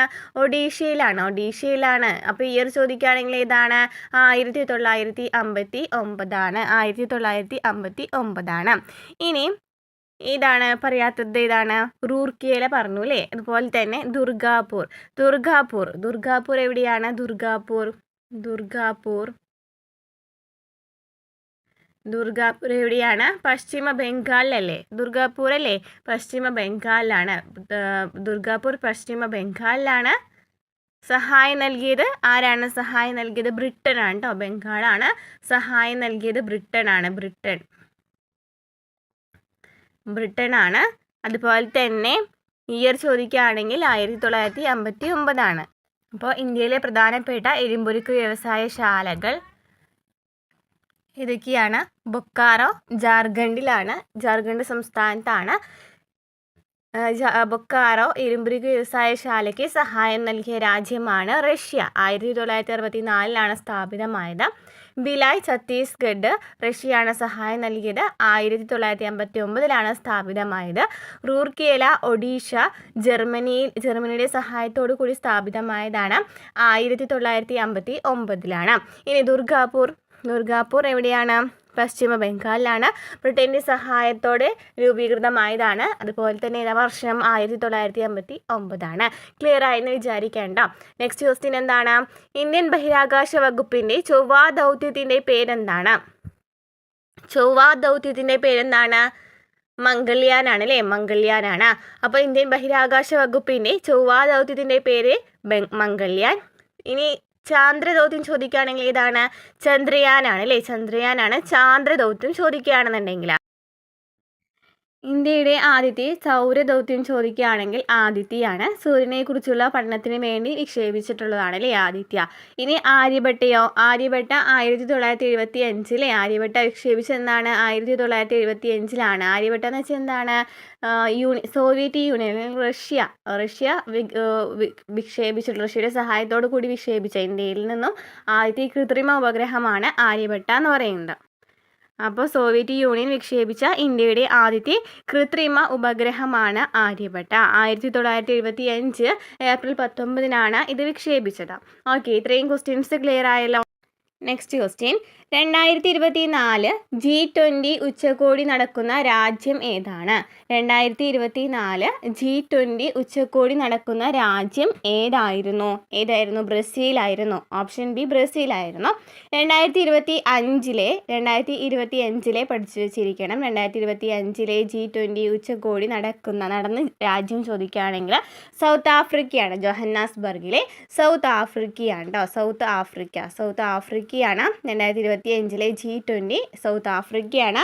2026 നടക്കാനായിട്ട് പോകുന്നത് യുണൈറ്റഡ് സ്റ്റേറ്റ്സ് മിയാമി എന്നാണ് പറയുന്നത്. United States Miami. ഓക്കെ, അപ്പോൾ 2025 പഠിച്ചു വെച്ചിരിക്കുക സൗത്ത് ആഫ്രിക്കയാണ്. 2024 ബ്രസീലായിരുന്നു. നെക്സ്റ്റ് ക്വസ്റ്റ്യൻ, ചന്ദ്രയാൻ 3 ദൗത്യത്തിൻ്റെ റോവർ അറിയപ്പെടുന്നത് option B Pragyan rover. Vikram എന്തായിരുന്നു? വിക്രം ലാൻഡർ ആയിരുന്നു. വിക്രം, അതുപോലെ തന്നെ Pragyan rover. Next question, Himalayan പർവ്വതനിരയെ സംബന്ധിച്ച പ്രസ്താവനകളിൽ ശരിയായത് കണ്ടെത്തുക. ഹിമാലയൻ പർവ്വതനിരയിൽ ഏറ്റവും ഉയരം കൂടിയ നിരയാണ് ഹിമാദ്രി. ശരിയാണ്. ഹിമാലയൻ പർവ്വതനിരയിൽ ഏറ്റവും ഉയരം കൂടിയ നിര ഹിമാദ്രി. ലോകത്തിലെ ഏറ്റവും ഉയരമുള്ള കൊടുമുടിയായ മൗണ്ട് എവറസ്റ്റ് ഇന്ത്യയിൽ സ്ഥിതി ചെയ്യുന്നു എന്ന് പറയുന്നു. തെറ്റാണ് അല്ലേ? ലോകത്തിലെ ഏറ്റവും ഉയരമുള്ള കൊടുമുടി മൗണ്ട് എവറസ്റ്റ് ആണ്. സ്ഥിതി ചെയ്യുന്നത് എവിടെയാണ്? നേപ്പാളിലാണ് മൗണ്ട് എവറസ്റ്റ് സ്ഥിതി ചെയ്യുന്നത്. ഇനി സിന്ധു, ഗംഗ, ബ്രഹ്മപുത്ര എന്നീ നദികൾ ഹിമാലയൻ നദികൾ എന്നറിയപ്പെടുന്നു. അതും ശരിയാണ്. അപ്പോൾ തന്നിരിക്കുന്നതിൽ ശരിയായിട്ടുള്ളത് ഏതാണ്? 1ഉം 3ഉം ആണ് അല്ലേ? ഓപ്ഷൻ സി ആണ് വരുന്നത്. ഹിമാലയൻ പർവ്വതനിരയിൽ ഏറ്റവും ഉയരം കൂടിയ നിര ഹിമാദ്രി. ലോകത്തിലെ ഏറ്റവും ഉയരമുള്ള കൊടുമുടിയായ മൗണ്ട് എവറസ്റ്റ് ഇന്ത്യയിലാണോ? അല്ല അല്ലേ, നേപ്പാളിലാണ് സ്ഥിതി ചെയ്യുന്നത്. സിന്ധു, ഗംഗ, ബ്രഹ്മപുത്ര എന്നീ നദികൾ ഹിമാലയൻ നദികൾ എന്നും അറിയപ്പെടുന്നു. നെക്സ്റ്റ് ക്വസ്റ്റ്യൻ, ഇന്ത്യയുടെ അതിർത്തി രാജ്യങ്ങളുമായി ബന്ധപ്പെട്ട പ്രസ്താവനകളിൽ ശരിയായത് കണ്ടെത്തുക. 7 രാജ്യങ്ങൾ ഇന്ത്യയുമായി അതിർത്തി പങ്കിടുന്നു. 7 രാജ്യങ്ങൾ ഇന്ത്യയുമായി അതിർത്തി പങ്കിടുന്നു. 7 രാജ്യങ്ങൾ ഇന്ത്യയുമായിട്ട് കര അതിർത്തി പങ്കിടുന്നതാണ്. 7 രാജ്യങ്ങൾ. ശരിക്കും പറഞ്ഞാൽ 9 രാജ്യങ്ങളാണ് അതിർത്തി പങ്കിടുന്നത്. ഇതിൽ 7 രാജ്യങ്ങൾ കര അതിർത്തി പങ്കിടുന്നതാണ്. ബംഗ്ലാദേശുമായി ഇന്ത്യ ഏറ്റവും കൂടുതൽ ദൂരം അതിർത്തി പങ്കിടുന്നു. ബംഗ്ലാദേശുമായിട്ടാണ് ഇന്ത്യ ഏറ്റവും കൂടുതൽ ദൂരം അതിർത്തി പങ്കിടുന്നത്. അഫ്ഗാനിസ്ഥാനുമായി ഇന്ത്യ ഏറ്റവും കുറഞ്ഞ ദൂരം അതിർത്തി പങ്കിടുന്നു. അപ്പോൾ 9 രാജ്യങ്ങൾ ഇന്ത്യയുമായി അതിർത്തി പങ്കിടുന്നുണ്ട്. അതിൽ 7 രാജ്യങ്ങളാണ് ഇന്ത്യയുമായി കര അതിർത്തി പങ്കിടുന്നത്. ബംഗ്ലാദേശുമായാണ് ഇന്ത്യ ഏറ്റവും കൂടുതൽ ദൂരം അതിർത്തി പങ്കിടുന്നത്. അഫ്ഗാനിസ്ഥാനുമായി ഇന്ത്യ ഏറ്റവും കുറഞ്ഞ ദൂരം അതിർത്തി പങ്കിടുന്നു. അപ്പോൾ അന്ന് നമുക്ക് തന്നിട്ടുള്ളതിൽ ഓപ്ഷൻ ഡി ആയിരുന്നു. എല്ലാം ശരിയാണ് എന്ന് തന്നെയായിരുന്നു. അപ്പോൾ PSCയിലെ ആൻസർ കീ പ്രകാരം ഓപ്ഷൻ ഡി എല്ലാം ശരിയാണെന്നാണ് കൊടുത്തിരുന്നത് കേട്ടോ. 9 ശരിക്കും പറഞ്ഞാൽ അതിർത്തി പങ്കിടുന്നത്. കര അതിർത്തി പങ്കിടുന്നു എന്ന് ചോദിക്കുകയാണെങ്കിലാണ് 7 രാജ്യങ്ങൾ വരുന്നത്. നെക്സ്റ്റ് ക്വസ്റ്റ്യൻ, ഇന്ത്യയുടെ തീരപ്രദേശം സംബന്ധിച്ച പ്രസ്താവനകളിൽ തെറ്റായത് കണ്ടെത്തുക. പടിഞ്ഞാറൻ തീരസമതലം അറബിക്കടലിനും പശ്ചിമഘട്ടത്തിനും ഇടയിലാണ്. ശരിയാണല്ലോ. പടിഞ്ഞാറൻ തീരസമതലം അറബിക്കടലിനും പശ്ചിമഘട്ടത്തിനും ഇടയിലാണ്. പടിഞ്ഞാറൻ തീരസമതലത്തിൽ ഉൾപ്പെട്ടതാണ് കോറമാണ്ടൽ തീരസമതലം. തെറ്റാണ്. കോറമാണ്ടൽ തീരസമതലം, വടക്കൻ സിർക്കാസിസ് എന്നിവ എവിടെയാണ് വരുന്നത്? പടിഞ്ഞാറല്ല അല്ലേ വരുന്നത്. എവിടെയാണ് വരുന്നത്? കിഴക്കൻ തീരസമതലത്തിലാണ് വരുന്നത്. അപ്പോൾ കോറമാണ്ടലാണെന്നുണ്ടെങ്കിലും വടക്കൻ സിർക്കാസിസ് ആണെന്നുണ്ടെങ്കിലും കിഴക്കൻ തീരസമതലത്തിലാണ് വരുന്നത്. സുന്ദരവന പ്രദേശം മുതൽ കന്യാകുമാരി വരെ നീണ്ടു കിടക്കുന്നതാണ് കിഴക്കൻ തീരസമതലം. അത് ശരിയാണ്. സുന്ദരവന പ്രദേശം മുതൽ കന്യാകുമാരി വരെ നീണ്ടു കിടക്കുന്നതാണ് കിഴക്കൻ തീരസമതലം. അപ്പോൾ ആൻസർ വരുന്നത് ഏതാണ്? തെറ്റായത് 2 മാത്രം. ഓപ്ഷൻ ബി 2 മാത്രം. Next question. ഇന്ത്യയുടെ ദേശീയ പ്രതീകങ്ങൾ സംബന്ധിച്ച് ശരിയായത് കണ്ടെത്തുക. ഇന്ത്യയുടെ ദേശീയ കായിക വിനോദം ഹോക്കി. ഇന്ത്യയുടെ ദേശീയ കായിക വിനോദം ഹോക്കി, ശരിയാണ്. ആന ഇന്ത്യയുടെ ദേശീയ പൈതൃക ജീവിയാണ്.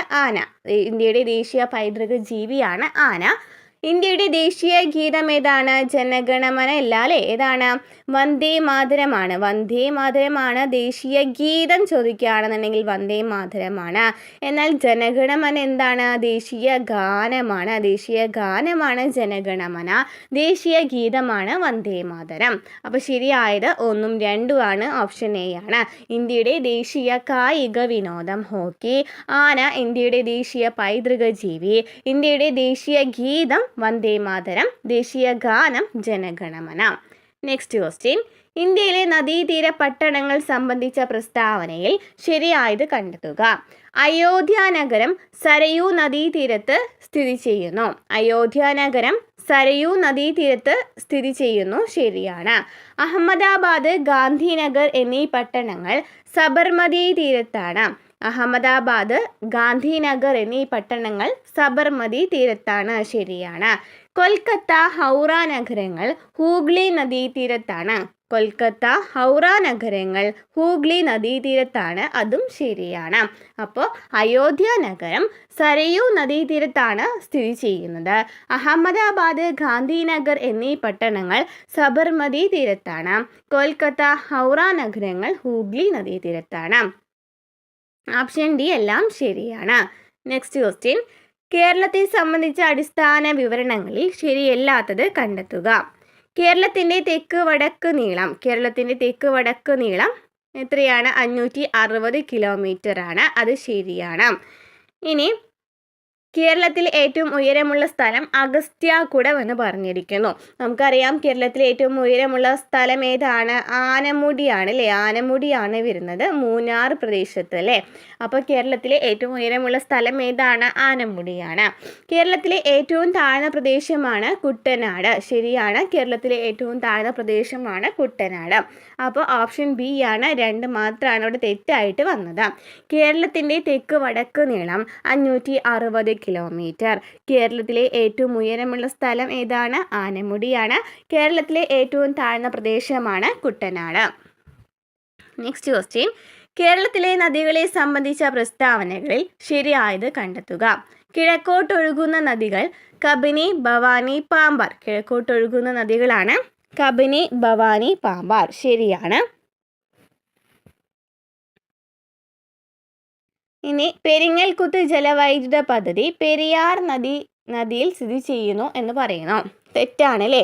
പെരിങ്ങൽകുത്ത് ജലവൈദ്യുത പദ്ധതി എവിടെയാണ്? ചാലക്കുടി നദിയിലാണ് സ്ഥിതി ചെയ്യുന്നത്. ചാലക്കുടി നദിയിലാണ് സ്ഥിതി ചെയ്യുന്നത്. ഏറ്റവും നീളമുള്ള നദികളിൽ 2ാം സ്ഥാനം ഭാരതപ്പുഴയ്ക്കാണ്. അത് ശരിയാണ്. അപ്പോൾ കിഴക്കോട്ടൊഴുകുന്ന നദികളാണ് കബനി, ഭവാനി, പാമ്പാർ. പെരിങ്ങൽകുത്ത് ജലവൈദ്യുത പദ്ധതി ചാലക്കുടി നദിയിലാണ് സ്ഥിതി ചെയ്യുന്നത്. ഏറ്റവും നീളമുള്ള നദികളിൽ 2ാം സ്ഥാനം ഭാരതപ്പുഴയ്ക്കാണ്. അപ്പോൾ ആദ്യത്തെ സ്ഥാനം ഏറ്റവും നീളമുള്ള നദി ഏതാണ് വരുന്നത്? ഏതാണ്? പെരിയാറാണ് അല്ലേ. ഫസ്റ്റ് വരുന്നത് പെരിയാറാണ്. സെക്കൻഡ് ഭാരതപ്പുഴയാണ്. തേർഡ് വരുന്നത് എന്താണ്? പമ്പയാണ് അല്ലേ. തേർഡ് വരുന്നത് പമ്പയാണ്. ഫോർത്ത് വരുന്നത് ഏതാണ്? ചാലിയാറാണ് വരുന്നത്. ഓക്കെ. അപ്പോൾ ആദ്യത്തെ നദി ഏറ്റവും നീളം കൂടിയ നദി ചോദിക്കുകയാണെങ്കിൽ ഏതാണ്? പെരിയാറാണ്. സെക്കൻഡ് ഭാരതപ്പുഴയാണ്. തേർഡ് പമ്പയാണ്. ഓക്കെ. അപ്പോൾ ഇവിടെ നമുക്ക് തന്നിട്ടുള്ളതിൽ ശരിയായിട്ടുള്ളത് ഏതാണ്? 1ഉം 2ഉം ആണ് അല്ലേ. കിഴക്കോട്ടൊഴുകുന്ന നദികൾ എന്ന് പറയുന്നതും ശരിയാണ്. 3ആണ് ഏറ്റവും നീളമുള്ള നദികൾ.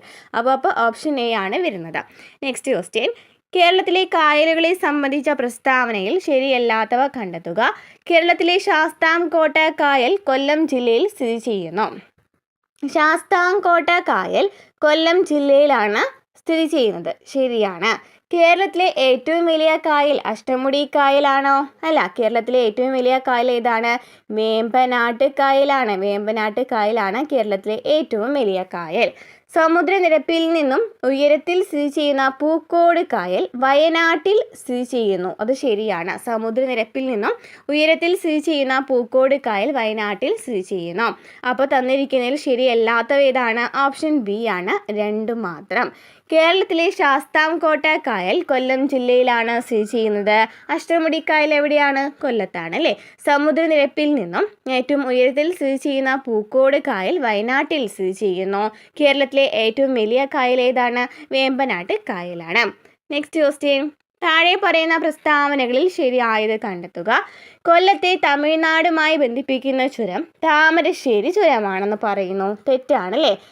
കൊല്ലത്തെ തമിഴ്നാടുമായി ബന്ധിപ്പിക്കുന്ന ചുരം ഏതായിരുന്നു? ആര്യങ്കാവ് ചുരമല്ലേ.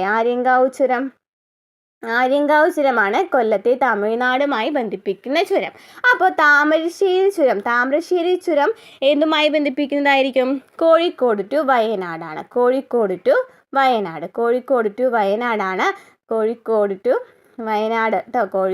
വയനാടാണ് താമരശ്ശേരി ചുരം ബന്ധിപ്പിക്കുന്നത്.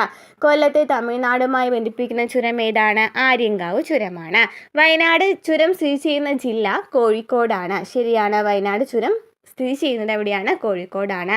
കേരളത്തിലെ ഏറ്റവും വലിയ ചുരം പാലക്കാട് ചുരമാണ്. കേരളത്തിലെ ഏറ്റവും വലിയ ചുരം ഏതാണ്? പാലക്കാട് ചുരമാണ്. അതും ശരിയാണ്. അപ്പോൾ നമുക്ക് തന്നിരിക്കുന്നതിൽ ശരിയായിട്ടുള്ളത് 2ഉം 3ഉം ആണ്. ഓപ്ഷൻ ബി ആണ് വരുന്നത്. അപ്പോൾ ഒന്നുകൂടി പഠിച്ചു വയ്ക്കുക. കൊല്ലത്ത് തമിഴ്നാടുമായി ബന്ധിപ്പിക്കുന്ന ചുരം ഏതാണ്? ആര്യങ്കാവ് ചുരമാണ്. താമരശ്ശേരി ചുരം കോഴിക്കോട് ടു വയനാടാണ്. വയനാട് ചുരം സ്ഥിതി ചെയ്യുന്നത് എവിടെയാണ്? കോഴിക്കോടാണ്. കേരളത്തിലെ ഏറ്റവും വലിയ ചുരം ഏതാണ്? പാലക്കാട് ചുരമാണ്. Next question. കേരളത്തിലെ മത്സ്യബന്ധന തുറമുഖങ്ങളും അവ സ്ഥിതി ചെയ്യുന്ന ജില്ലകളും തന്നിട്ടുള്ളത് ശരിയായത് നോക്കാനാണ് പറഞ്ഞിരിക്കുന്നത് കേട്ടോ. നീണ്ടകര തിരുവനന്തപുരത്താണോ? നീണ്ടകര എവിടെയാണ്? നീണ്ടകര കൊല്ലത്താണ് അല്ലേ. നീണ്ടകര എവിടെയാണ്? കൊല്ലത്താണ്. അഴീക്കൽ കണ്ണൂർ ശരിയാണ്. പൊന്നാനി മലപ്പുറം ശരിയാണ്. കായംകുളം എറണാകുളം എന്ന് പറഞ്ഞിരിക്കുന്നു. തെറ്റാണ് അല്ലേ. കായംകുളം എവിടെയാണ്? ആലപ്പുഴയിലാണ്. കായംകുളം വരുന്നത് എവിടെയാണ്? ആലപ്പുഴയിലാണ്. അപ്പോൾ നമുക്ക് തന്നിരിക്കുന്നതിൽ ശരിയായിട്ടുള്ള ജോഡി ഏതാണ്? 2ഉം 3ഉം ആണ് വരുന്നത്. ഓപ്ഷൻ എ ആണ്. 2ഉം 3ഉം ആണ് വരുന്നത്. അഴീക്കൽ മത്സ്യബന്ധന തുറമുഖമാണ് കണ്ണൂർ വരുന്നത് കേട്ടോ. ഓക്കെ. Next question. കേരളത്തിലെ വൈദ്യുത പദ്ധതി സംബന്ധിച്ച് ശരിയായ പ്രസ്താവനകൾ കണ്ടെത്തുക. കേരളത്തിലെ വൈദ്യുത ഉൽപ്പാദനത്തിൻ്റെ പ്രധാന സ്രോതസ്സ് ജലമാണ്. ശരിയാണ്. കേരളത്തിലെ ആദ്യത്തെ ജലവൈദ്യുത പദ്ധതി പള്ളിവാസലാണ്. അതും ശരിയാണ്. ആദ്യത്തെ ജലവൈദ്യുത പദ്ധതി ഏതാണ്? പള്ളിവാസലാണ്. കേരളത്തിലെ ഏറ്റവും വലിയ ജലവൈദ്യുത പദ്ധതി ഏതാണ്? ഇടുക്കി ജലവൈദ്യുത പദ്ധതിയാണ്. അതും ശരിയാണ്. അപ്പോൾ ഓപ്ഷൻ ഡി ആണ്. എല്ലാം ശരിയാണ്. കേരളത്തിലെ വൈദ്യുത ഉൽപ്പാദനത്തിൻ്റെ പ്രധാന സ്രോതസ്സ് ജലമാണ്. കേരളത്തിലെ ആദ്യത്തെ ജലവൈദ്യുത പദ്ധതി പള്ളിവാസലാണ്. കേരളത്തിലെ ഏറ്റവും വലിയ ജലവൈദ്യുത പദ്ധതി ഇടുക്കി ജലവൈദ്യുത പദ്ധതിയാണ്. കേരളത്തിലെ വന്യജീവി സങ്കേതങ്ങളും അവ സ്ഥിതി ചെയ്യുന്ന ജില്ലകളും ശരിയായി യോജിച്ച ജോഡികൾ കണ്ടെത്തുക. കരിമ്പുഴ മലപ്പുറം ശരിയാണ് അല്ലേ. കരിമ്പുഴ വന്യജീവി സങ്കേതം എവിടെയാണ്? മലപ്പുറത്താണ്. ചിമ്മിണി പാലക്കാടാണോ ചിമ്മിണി വരുന്നത്? ചിമ്മിണി എവിടെയാണ്? തൃശ്ശൂരാണ്. ചിമ്മിണി വരുന്നത് തൃശ്ശൂരാണ്. ചെന്തുരുണി കൊല്ലം ശരിയാണ്. ചൂലന്നൂർ തൃശ്ശൂരാണോ? ചൂലന്നൂർ പാലക്കാടാണ്. അങ്ങോട്ടും ഇങ്ങോട്ടും തെറ്റായിട്ടാണ് തന്നിരിക്കുന്നത് അല്ലേ. ചൂലന്നൂർ എവിടെയാണ്? പാലക്കാടാണ്. കരിമ്പുഴ മലപ്പുറം, ചിമ്മിണി തൃശ്ശൂർ, ചെന്തുരുണി കൊല്ലം, ചൂലന്നൂർ പാലക്കാട്. അപ്പോൾ നമുക്ക് തന്നിരിക്കുന്നതിൽ ശരിയായ ജോഡി ഏതാണ് വരുന്നത്? 1ഉം 3ഉം അല്ലേ വരുന്നത്. ഓപ്ഷൻ എ ആണ് വരുന്നത്. Next question. സൈലന്റ് വാലി ദേശീയ ഉദ്യാനം സംബന്ധിച്ച പ്രസ്താവനകളിൽ തെറ്റായത് കണ്ടെത്തുക. വംശനാശ ഭീഷണി നേരിടുന്ന സിംഹവാലൻ കുരങ്ങുകളെ കാണപ്പെടുന്നു. സൈലന്റ് വാലി ദേശീയ ഉദ്യാനത്തിൽ വംശനാശ ഭീഷണി നേരിടുന്ന സിംഹവാലൻ കുരങ്ങുകളെ കാണപ്പെടുന്നു. ശരിയാണ്. ചീവീടുകൾ അപൂർവമായതുകൊണ്ട് ഈ പ്രദേശത്തിന് നിശബ്ദ താഴ്വര എന്ന പേര് വന്നു. SCERT-യിൽ പറയുന്ന പോയിന്റാണ് അല്ലേ, ചീവീടുകൾ അപൂർവമായതുകൊണ്ടാണ് ഈ പ്രദേശത്തിന് നിശബ്ദ താഴ്വര എന്ന പേര് വന്നത്. അതും ശരിയാണ്. 1984 നിലവിൽ വന്ന ഇത് മലപ്പുറം ജില്ലയിലാണ് സ്ഥിതി ചെയ്യുന്നത്. സൈലന്റ് വാലി ദേശീയോദ്യാനം എവിടെയാണ്? പാലക്കാട് ജില്ലയിലാണ് സ്ഥിതി ചെയ്യുന്നത്. പാലക്കാട് ജില്ലയിലാണ് സൈലന്റ് വാലി ദേശീയോദ്യാനം സ്ഥിതി ചെയ്യുന്നത്. അപ്പോൾ അത് തെറ്റാണ് അല്ലേ. അപ്പോൾ നമുക്ക് തന്നിരിക്കുന്നതിൽ തെറ്റായത് ഓപ്ഷൻ സി 3 മാത്രമാണ്. വംശനാശ ഭീഷണി നേരിടുന്ന സിംഹവാലൻ കുരങ്ങുകൾ കാണപ്പെടുന്നത് സൈലന്റ് വാലി ദേശീയോദ്യാനത്തിലാണ്. സൈലന്റ് വാലി ദേശീയോദ്യാനത്തെ വെച്ച് നോക്കുകയാണെങ്കിൽ ചീവീടുകൾ അപൂർവമായതുകൊണ്ടാണ് ഈ പ്രദേശത്തിന് നിശബ്ദ താഴ്വര എന്ന പേര് വന്നത്. 1984 നിലവിൽ വന്ന ഇത് പാലക്കാട് ജില്ലയിലാണ് സ്ഥിതി ചെയ്യുന്നത്. Next question. കേരളത്തിലെ കായിക രംഗവുമായി ബന്ധപ്പെട്ട പ്രസ്താവനയിൽ ശരിയായത് കണ്ടെത്തുക. കായിക കേരളത്തിൻ്റെ പിതാവ് എന്നറിയപ്പെടുന്നത് ഗോദവർമ്മ രാജയാണ്. കായിക കേരളത്തിൻ്റെ പിതാവ് എന്നറിയപ്പെടുന്നത് ഗോദവർമ്മ രാജയാണ്. ശരിയാണ്. ഒളിമ്പിക്സിൽ പങ്കെടുത്ത ആദ്യത്തെ മലയാളി വനിതയാണ് PT ഉഷ. ഒളിമ്പിക്സിൽ പങ്കെടുത്ത ആദ്യത്തെ മലയാളി വനിതയാണ് PT ഉഷ. അതും ശരിയാണ്.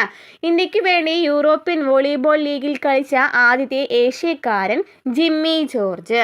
അതും ശരിയാണ്. ഇന്ത്യക്ക് വേണ്ടി യൂറോപ്യൻ വോളിബോൾ ലീഗിൽ കളിച്ച ആദ്യത്തെ ഏഷ്യക്കാരൻ ജിമ്മി ജോർജ്. അപ്പം കായിക കേരളത്തിൻ്റെ പിതാവ് എന്നറിയപ്പെടുന്നത് GV രാജ അല്ലെങ്കിൽ ഗോദവർമ്മ രാജ. ഒളിമ്പിക്സിൽ പങ്കെടുത്ത ആദ്യത്തെ മലയാളി വനിതയാണ് PT ഉഷ. ഇന്ത്യക്ക് വേണ്ടി യൂറോപ്യൻ വോളിബോൾ ലീഗിൽ കളിച്ച ആദ്യത്തെ ഏഷ്യക്കാരൻ ജിമ്മി ജോർജ് ആണ്. ഓപ്ഷൻ ഡി എല്ലാം ശരിയാണ്. Next question. താഴെ പറയുന്ന പ്രസ്താവനകളിൽ തെറ്റായത് കണ്ടെത്തുക. കേരള സ്പീക്കർ AN ഷംസീർ ആണ്.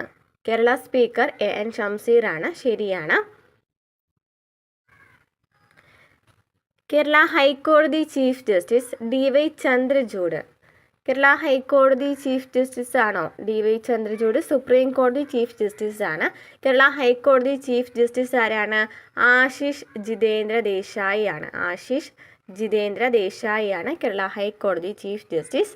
കേരള ഗവർണർ ആരിഫ് മുഹമ്മദ് ഖാൻ. കേരള ഗവർണർ ആരിഫ് മുഹമ്മദ് ഖാൻ. ശരിയാണ്. അപ്പോൾ തെറ്റായിട്ടുള്ളത് ഓപ്ഷൻ സി ആണ്. 2 മാത്രം. കേരള സ്പീക്കർ AN ഷംസീർ ആണ്.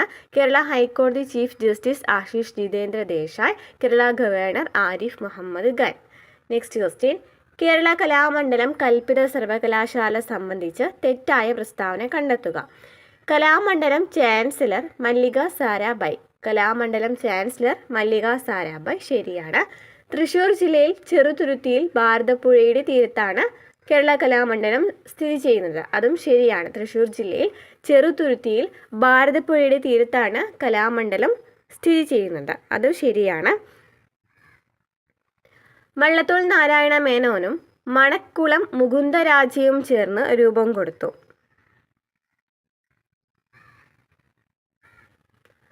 വള്ളത്തോൾ നാരായണ മേനോനും മണക്കുളം മുകുന്ദരാജയും ചേർന്ന് രൂപം കൊടുത്തു. അതും ശരിയാണ്. അപ്പോൾ ഇതിൽ ഓപ്ഷൻ ഡി എല്ലാം ശരിയാണ്. കലാമണ്ഡലം ചാൻസലർ മല്ലിക സാരാഭായ് തൃശ്ശൂർ ജില്ലയിൽ ചെറുതുരുത്തിയിൽ ഭാരതപ്പുഴയുടെ തീരത്ത് സ്ഥിതി ചെയ്യുന്നു. വള്ളത്തോൾ നാരായണ മേനോനും മണക്കുളം മുകുന്ദരാജയും ചേർന്ന് രൂപം കൊടുത്തു. Next question. കേരളത്തിലെ സാഹിത്യ അവാർഡുകൾ സംബന്ധിച്ച തെറ്റായ പ്രസ്താവന കണ്ടെത്തുക. 2023 എഴുത്തച്ഛൻ പുരസ്കാരം ലഭിച്ചത് SK വസന്തനാണ്. 2023 എഴുത്തച്ഛൻ പുരസ്കാരം ലഭിച്ചത് SK വസന്തനാണ്. അത് ശരിയാണ്. 2023 വയലാർ അവാർഡ് ലഭിച്ചത് S ഹരീശൻ്റെ മീശയ്ക്കാണ്. 2023 വയലാർ അവാർഡ് ലഭിച്ചത് അത് തെറ്റാണ്. 2023 വയലാർ അവാർഡ് ലഭിച്ചത് ആർക്കാണ്? ശ്രീകുമാരൻ തമ്പിക്കാണ്. ജീവിതം ഒരു പെൻഡലം എന്ന് പറയുന്ന ബുക്കിനാണ് അല്ലേ. ഏതാണ്? ആർക്കാണ്? ശ്രീകുമാരൻ തമ്പിക്ക്. ശ്രീകുമാരൻ തമ്പിക്കാണ് 2023 വയലാർ അവാർഡ് ലഭിച്ചത്. 2022 ഓടക്കുഴൽ അവാർഡ് അംബിക സുധൻ മങ്ങാടിന് ലഭിച്ചു. ഓടക്കുഴൽ അവാർഡ് അംബിക സുധൻ മങ്ങാടിന് ലഭിച്ചു. അത് ശരിയാണ്. ഇവിടെ തെറ്റായിട്ട് വന്നത് ഓപ്ഷൻ ബി ആണ്. 2 മാത്രം. അപ്പോൾ അപ് ടു ഡേറ്റ് ആയിട്ടുള്ളത് പഠിച്ചു പോകണം. 2023 എഴുത്തച്ഛൻ പുരസ്കാരം ലഭിച്ചത് എസ് കെ വസന്തനാണ്. 2024 എഴുത്തച്ഛൻ പുരസ്കാരം 2024 എഴുത്തച്ഛൻ പുരസ്കാരം ലഭിച്ചത് എൻ എസ് മാധവൻ. 2024 എഴുത്തച്ഛൻ പുരസ്കാരം എൻ എസ് മാധവൻ. 2025 എഴുത്തച്ഛൻ പുരസ്കാരം 2025 കെ ജെ ശങ്കരപ്പിള്ളയ്ക്കായിരുന്നു. 2025 കെ ജെ ശങ്കരപ്പിള്ളയ്ക്കാണ് കേട്ടോ. K J Sankara Pillai. അപ്പോൾ 2023 എഴുത്തച്ഛൻ പുരസ്കാരം ലഭിച്ചത് എസ് കെ വസന്തൻ. 2024 എഴുത്തച്ഛൻ പുരസ്കാരം ലഭിച്ചത് എൻ എസ് മാധവൻ. 2025 എഴുത്തച്ഛൻ പുരസ്കാരം ലഭിച്ചത് ശങ്കരപ്പിള്ള. നെക്സ്റ്റ് വയലാർ അവാർഡ് നോക്കാം. 2023 വയലാർ അവാർഡ് ലഭിച്ചത് ശ്രീകുമാരൻ തമ്പിക്കാണ്. ജീവിതം ഒരു പെൻഡുലം എന്ന് പറയുന്നതിനാണ് ലഭിച്ചത്. 2023 ശ്രീകുമാരൻ തമ്പിക്കാണ് വയലാർ അവാർഡ് ലഭിച്ചത്. ഇനി 2024 വയലാർ അവാർഡ് നോക്കുകയാണെന്നുണ്ടെങ്കിൽ 2024 അശോകൻ ചെരുവിലിന് കാട്ടൂർ കടവ് എന്ന് പറയുന്നതിനായിരുന്നു. അശോകൻ ചെരുവിലിനാണ് 2024 വയലാർ അവാർഡ് ലഭിച്ചത്. 2025 വയലാർ അവാർഡ് ലഭിച്ചത് ഇ സന്തോഷ് കുമാറിനാണ്. അദ്ദേഹത്തിൻ്റെ തപോഭൂമിയുടെ അച്ഛൻ എന്ന് പറയുന്നതിനാണ് ലഭിച്ചിട്ടുള്ളത്. അപ്പോൾ 2025 ഇ സന്തോഷ് കുമാറിനാണ് ലഭിച്ചത്. 2023 വയലാർ അവാർഡ് ലഭിച്ചത് ശ്രീകുമാരൻ തമ്പിക്കാണ്. 2024 വയലാർ അവാർഡ് ലഭിച്ചത് അശോകൻ ചെരുവിൽ. 2025 വയലാർ അവാർഡ് ലഭിച്ചത് ഇ സന്തോഷ് കുമാർ. നെക്സ്റ്റ് ഓടക്കുഴൽ അവാർഡ്സ് നോക്കാം. 2022 ലഭിച്ചിട്ടുണ്ടായിരുന്നത് അംബികാസുധൻ മങ്ങാടിനായിരുന്നു. 2023 മുതൽ പഠിച്ചു നോക്കാം. 2023 ഓടക്കുഴൽ അവാർഡ് ലഭിച്ചത് 2023 ഓടക്കുഴൽ അവാർഡ് ലഭിച്ചത് പി എൻ ഗോപികൃഷ്ണനാണ്. കവിത മാംസഭോജി എന്ന് പറയുന്ന കവിതയ്ക്കാണ് കവിത മാംസഭോജിക്കാണ്.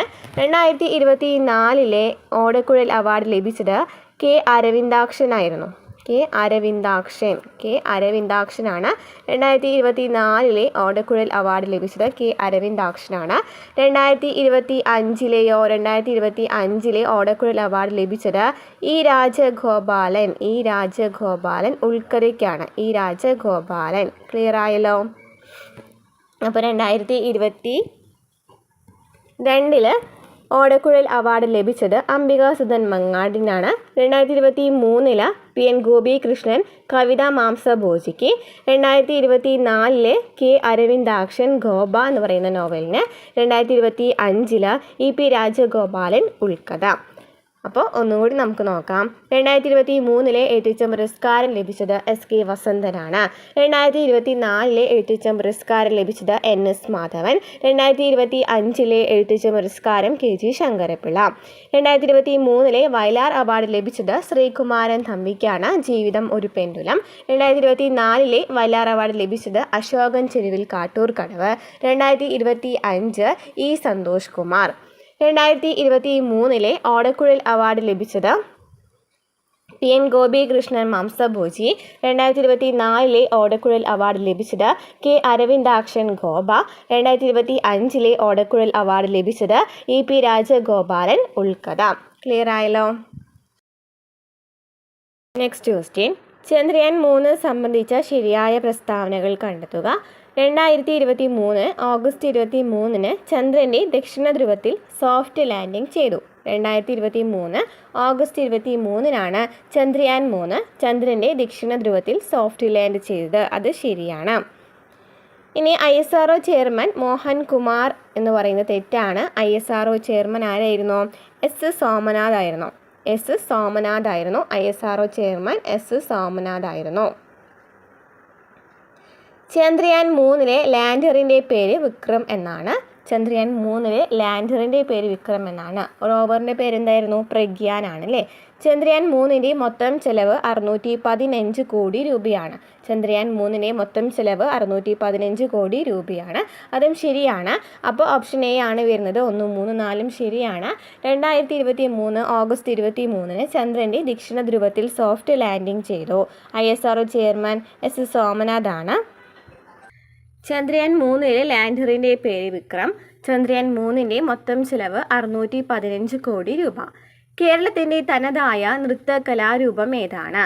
കേരളത്തിൻ്റെ തനതായ നൃത്ത കലാരൂപം ഏതാണ്? Option B Mohiniyattam. കേരളത്തിൻ്റെ തനതായ നൃത്ത കലാരൂപം മോഹിനിയാട്ടം. നെക്സ്റ്റ്, അമ്മ എന്ന നോവൽ എഴുതിയത് ആര്? അമ്മ എന്ന നോവൽ എഴുതിയത് ആരാണ്? Option A Maxim Gorky. അമ്മ എന്ന നോവൽ എഴുതിയത് മാക്സിം ഗോർക്കിയാണ്. നെക്സ്റ്റ്, ഐക്യരാഷ്ട്രസഭയിൽ ഇന്ത്യയുടെ സ്ഥിരം പ്രതിനിധിയായി നിയമിതനായത് ആരാണ്? ഐക്യരാഷ്ട്രസഭയിൽ ഇന്ത്യയുടെ സ്ഥിരം പ്രതിനിധിയായി നിയമിതനായത് ആരാണ്? Option A Arindam Bagchi. അരിന്ദം ബാഗ്ചി. ഐക്യരാഷ്ട്രസഭയിലെ ഇന്ത്യയുടെ സ്ഥിരം പ്രതിനിധി അരിന്ദം ബാഗ്ചി. നെക്സ്റ്റ്, ദേശീയ തലത്തിൽ ഭരണതലത്തിലും ഉദ്യോഗസ്ഥ തലത്തിലും രാഷ്ട്രീയ തലത്തിലും ഉള്ള അഴിമതി തടയുന്നതിന് രൂപം നൽകിയിരിക്കുന്ന സ്ഥാപനം ഏതാണ്? ദേശീയ തലത്തിൽ ഭരണതലത്തിലും ഉദ്യോഗസ്ഥ തലത്തിലും രാഷ്ട്രീയ തലത്തിലുമുള്ള അഴിമതി തടയുന്നതിന് രൂപം നൽകിയിരിക്കുന്ന സ്ഥാപനം ഏതാണ്? ദേശീയ തലത്തിൽ ഏതാണ് വരിക? ലോക്പാൽ ആണല്ലേ. Option D Lokpal. നെക്സ്റ്റ്, 50ാമത്തെ സുപ്രീം കോടതി ചീഫ് ജസ്റ്റിസ് ആര്? 50ാമത്തെ സുപ്രീം കോടതി ചീഫ് ജസ്റ്റിസ് ആരാണ്? Option D Dhananjaya Y Chandrachud. D Y Chandrachud. 50ാമത്തെ സുപ്രീം കോടതി chief justice D Y Chandrachud. സാമ്പത്തിക പ്രവർത്തനങ്ങളിൽ സർക്കാരിൻ്റെ ഇടപെടൽ പരിമിതപ്പെടുത്തി വ്യക്തി സ്വാതന്ത്ര്യത്തിന് പ്രാധാന്യം നൽകണം എന്ന ലെസേസ് ഫെയർ സിദ്ധാന്തം കൊണ്ടുവന്നത് ഏത് സാമ്പത്തിക ശാസ്ത്രജ്ഞനാണ്? ലെസേസ് ഫെയർ സിദ്ധാന്തത്തിൽ പറയുന്നത് സാമ്പത്തിക പ്രവർത്തനങ്ങളിൽ സർക്കാരിൻ്റെ ഇടപെടൽ പരിമിതപ്പെടുത്തി വ്യക്തി സ്വാതന്ത്ര്യത്തിന് പ്രാധാന്യം നൽകണം. ഈ സിദ്ധാന്തം കൊണ്ടുവന്നത് ആരാണ്?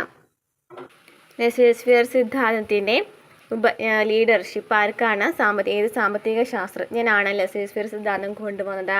ആഡം സ്മിത്ത് ആണ്. ആഡം സ്മിത്ത് ആണ് കേട്ടോ. ആഡം സ്മിത്ത് ആണ് ലെസേസ് ഫെയർ സിദ്ധാന്തം കൊണ്ടുവന്നത്. ആഡം സ്മിത്ത് ആണ്. നമുക്ക് ഓപ്ഷനിലില്ല.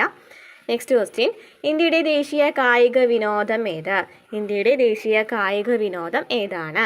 ഓപ്ഷൻ സി ഹോക്കിയാണ് ഇന്ത്യയുടെ ദേശീയ കായിക വിനോദം. മനുഷ്യനെ ബഹിരാകാശത്തെത്തിക്കുന്ന ISROയുടെ ഗഗൻയാൻ പദ്ധതിക്ക് നേതൃത്വം നൽകിയത് ആരാണ്? മനുഷ്യനെ ബഹിരാകാശത്തെത്തിക്കുന്ന ISROയുടെ ഗഗൻയാൻ പദ്ധതിക്ക് നേതൃത്വം നൽകിയത് ആര്? Option D Veeramuthuvel. Option D Veeramuthuvel. Malayali ആയിട്ടുള്ളത് ആരാന്ന് ചോദിക്കാം. എസ് ഉണ്ണികൃഷ്ണൻ നായരാണ് മലയാളി ആയിട്ടുണ്ടായിരുന്നത് കേട്ടോ. ആരാണ്? എസ് ഉണ്ണികൃഷ്ണൻ നായർ. അപ്പോൾ ഗഗൻയാൻ എന്ന് വെച്ചാൽ എന്താണ്? മനുഷ്യനെ ബഹിരാകാശത്തെത്തിക്കുന്ന ISROയുടെ പദ്ധതിയാണ് ഗഗൻയാൻ. നെക്സ്റ്റ്, 2023 സാമ്പത്തിക ശാസ്ത്രത്തിൽ നോബൽ സമ്മാനം ലഭിച്ചത് ആർക്കാണ്? 2023 നമുക്ക് ചോദിച്ചിരിക്കുന്നത് അല്ലേ. അപ്പോൾ 2025 നമുക്ക് നോക്കാം. 2025 സാമ്പത്തിക ശാസ്ത്രത്തിൽ നോബൽ സമ്മാനം ലഭിച്ചത് ആർക്കായിരുന്നു? 2025 സാമ്പത്തിക ശാസ്ത്രത്തിൽ നോബൽ സമ്മാനം ലഭിച്ചത് Joel Mokyr, Philippe Aghion, Peter Howitt. 3 പേരുണ്ട്. Joel Mokyr, Philippe Aghion,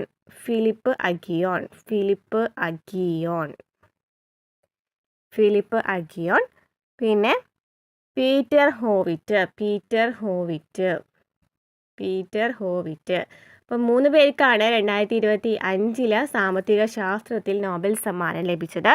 Joel Mokyr, Philippe Aghion, Peter Howitt. സാങ്കേതിക പുരോഗതി വളർച്ചയ്ക്കായിരുന്നു ലഭിച്ചിട്ടുണ്ടായിരുന്നത്. Joel Mokyr, Philippe Aghion, Peter Howitt എന്നിവർക്കാണ്.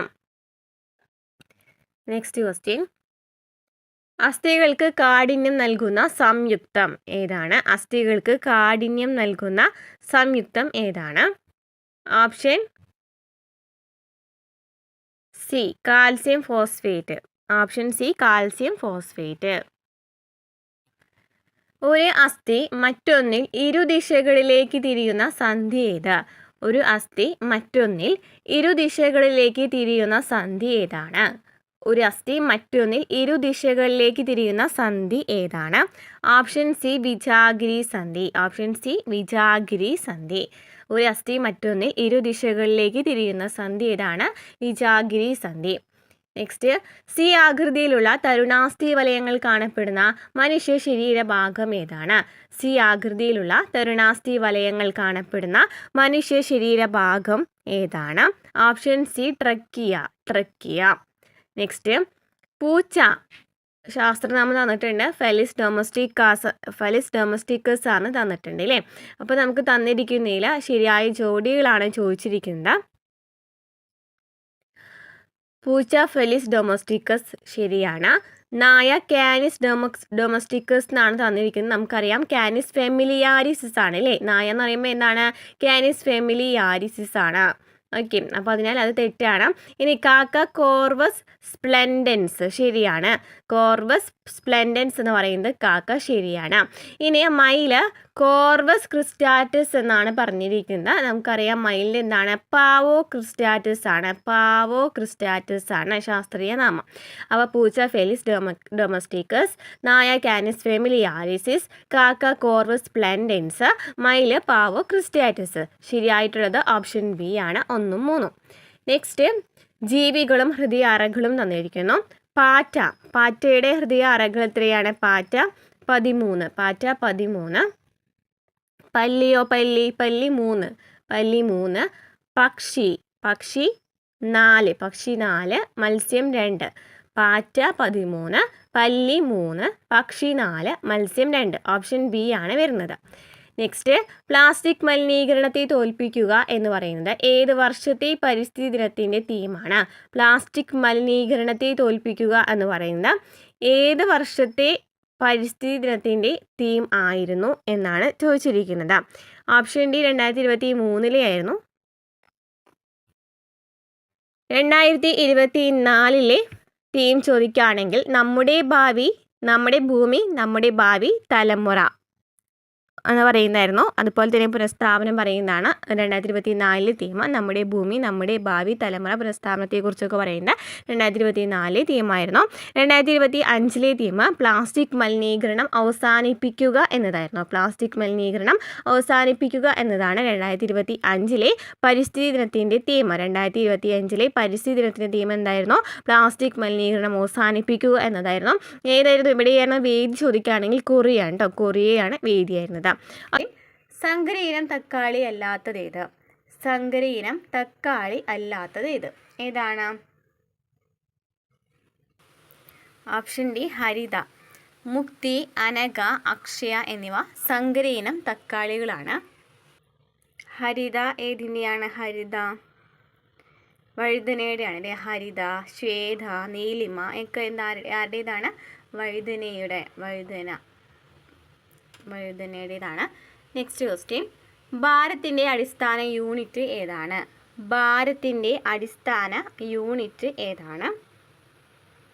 Option A kilogram. 25 centimetre focal ദൂരമുള്ള ഒരു കോൺവെക്സ് ലെൻസിൻ്റെ പവർ എത്ര? 25 സെൻറ്റിമീറ്റർ ഫോക്കൽ ദൂരമുള്ള ഒരു കോൺവെക്സ് ലെൻസിൻ്റെ പവർ എത്ര? അപ്പോൾ ഇങ്ങനെയാണ് കാണാം. Power is equal to 1/f ആണ് അല്ലേ. പവർ is equal to എന്താണ്? 1/f ആണ്. ഈ എഫ് എന്ന് പറയുന്നത് മീറ്ററിലാണ് നമുക്ക് എഴുതേണ്ടത്. നമുക്ക് തന്നിട്ടുള്ളത് 25 സെൻറ്റിമീറ്റർ എന്നാണ് അല്ലേ. അപ്പോൾ നമ്മൾ ആദ്യം തന്നെ 25 എന്ന് പറയുന്നതിന് നമ്മൾ എന്ത് ചെയ്യണം? മീറ്ററിലാക്കി കൺവേർട്ട് ചെയ്യണം. അപ്പോൾ എന്ത് ചെയ്യാം? 25നെ മീറ്ററിലാക്കി കൺവേർട്ട് ചെയ്യുമ്പോൾ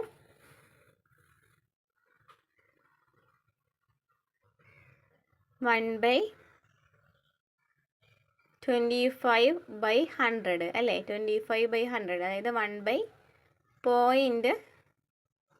ഈ 25/100 ചെയ്യുമ്പോൾ എത്ര കിട്ടാം? 25/100 ചെയ്യുമ്പോൾ 4 കിട്ടും അല്ലേ. അടിയിൽ 4 വന്നു. 1/4 വന്നു. അതായത് 1 × 4/1 is equal to എത്ര കിട്ടി? 4 എന്ന് കിട്ടി. അപ്പോൾ ആൻസർ ഏതാണ്? ഓപ്ഷൻ എ ആണ്, 4 diopter. Next question, radioactive carbon ഡേറ്റിങ്ങിന് ഉപയോഗിക്കുന്ന കാർബൺ ഐസോടോപ്പ് ഏതാണ്? റേഡിയോ ആക്റ്റീവ് കാർബൺ ഡേറ്റിങ്ങിന് ഉപയോഗിക്കുന്ന കാർബൺ ഐസോടോപ്പ് ഏതാണ്?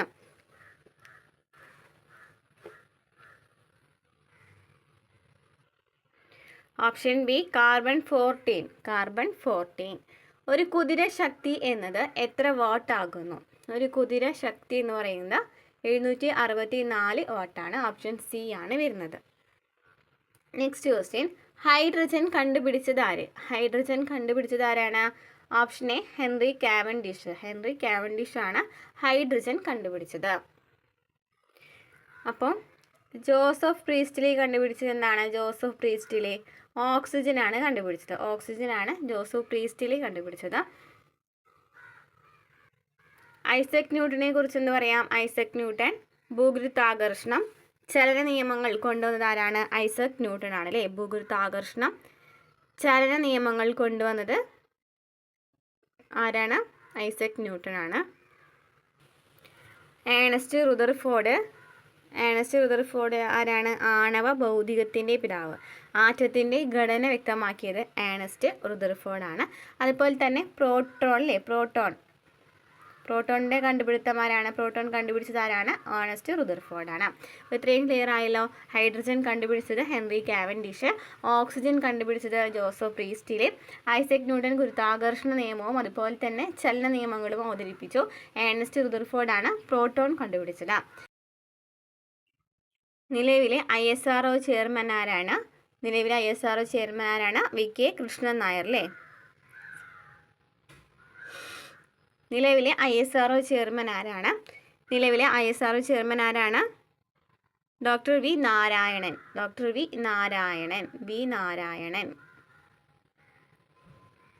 നാരായണനാണ് ഇപ്പോഴത്തെ ISRO ചെയർമാൻ.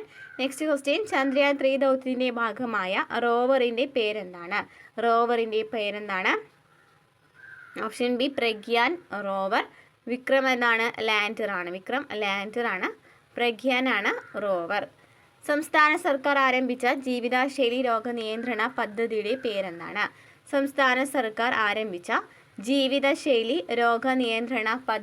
പേരെന്താണ്? ഓപ്ഷൻ എ അമൃതം ആരോഗ്യം. സംസ്ഥാന സർക്കാർ ആരംഭിച്ച ജീവിതശൈലി രോഗ നിയന്ത്രണ പദ്ധതിയുടെ പേരെന്താണ്? അമൃതം ആരോഗ്യം. നെക്സ്റ്റ് ക്വസ്റ്റ്യൻ, വായുവിലൂടെ പകരുന്ന രോഗവുമായി ബന്ധപ്പെട്ട് ചുവടെ നൽകിയിരിക്കുന്നവയിൽ നിന്നും ശരിയായ ജോഡികൾ തിരഞ്ഞെടുക്കുക. വായുവിലൂടെ പകരുന്ന രോഗങ്ങൾ ഏതൊക്കെയാണ്? ക്ഷയമുണ്ട്,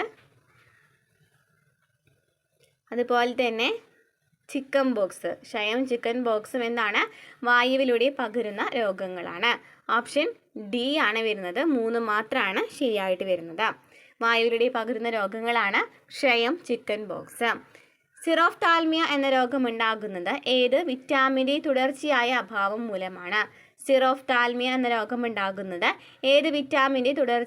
അഭാവം മൂലമാണ്? ഓപ്ഷൻ എ ആണല്ലേ, വൈറ്റമിൻ എ ആണല്ലേ. ഓപ്ഷൻ ബി ആണ്, വൈറ്റമിൻ എ ആണ് വരുന്നത്. സിറോഫ്താൽമിയ ഉണ്ടാകുന്നത് വൈറ്റമിൻ എയുടെ അഭാവം മൂലമാണ്. കേന്ദ്ര സർക്കാരിന് കീഴിൽ ആയുഷ് മന്ത്രാലയം രൂപീകരിച്ചത്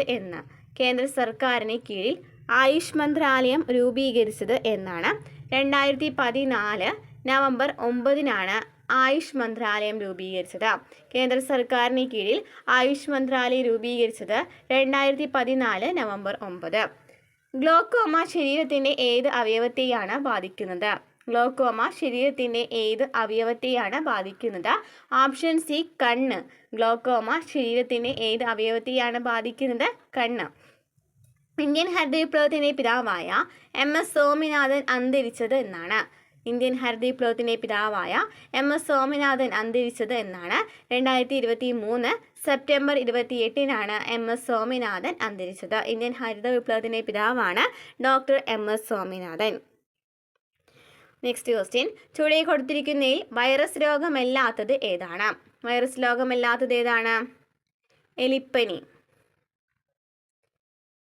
എലിപ്പനി എന്താണ്? ബാക്ടീരിയ രോഗമാണ് അല്ലേ. എലിപ്പനി ബാക്ടീരിയ രോഗമാണ്. ചിക്കുൻഗുനിയ, ഡെങ്കിപ്പനി, എയ്ഡ്സ് എന്നിവ വൈറസ് രോഗമാണ്. എലിപ്പനിയാണ് ബാക്ടീരിയ രോഗം വരുന്നത്. താഴെ പറയുന്നതിൽ ജീവിതശൈലി രോഗങ്ങളിൽ പെടാത്തത് ഏതാണ്? മലേറിയ ആണ് അല്ലേ. മലമ്പനിയൊക്കെ എന്താണ്? പ്രോട്ടോസോവ രോഗമാണ്.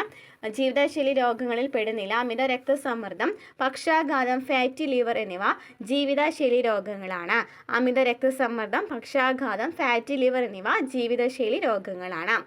നെക്സ്റ്റ് ക്വസ്റ്റ്യൻ, മാനസിക രോഗവിമുക്തരായവരുടെ പുനരധിവാസത്തിനുള്ള സർക്കാരിൻ്റെ പുനരധിവാസ പദ്ധതിയുടെ പേരെന്താണ്? മാനസിക രോഗവിമുക്തരായവരുടെ പുനരധിവാസത്തിനുള്ള സർക്കാരിൻ്റെ പുനരധിവാസ പദ്ധതിയുടെ പേര് എൻ്റെ കൂട്. ഓപ്ഷൻ ഡി, എൻ്റെ കൂട്. Next question. കൊറോണ വൈറസ് വകഭേദമായ ഒമിക്രോൺ ആദ്യമായി റിപ്പോർട്ട് ചെയ്ത രാജ്യം ഏതാണ്?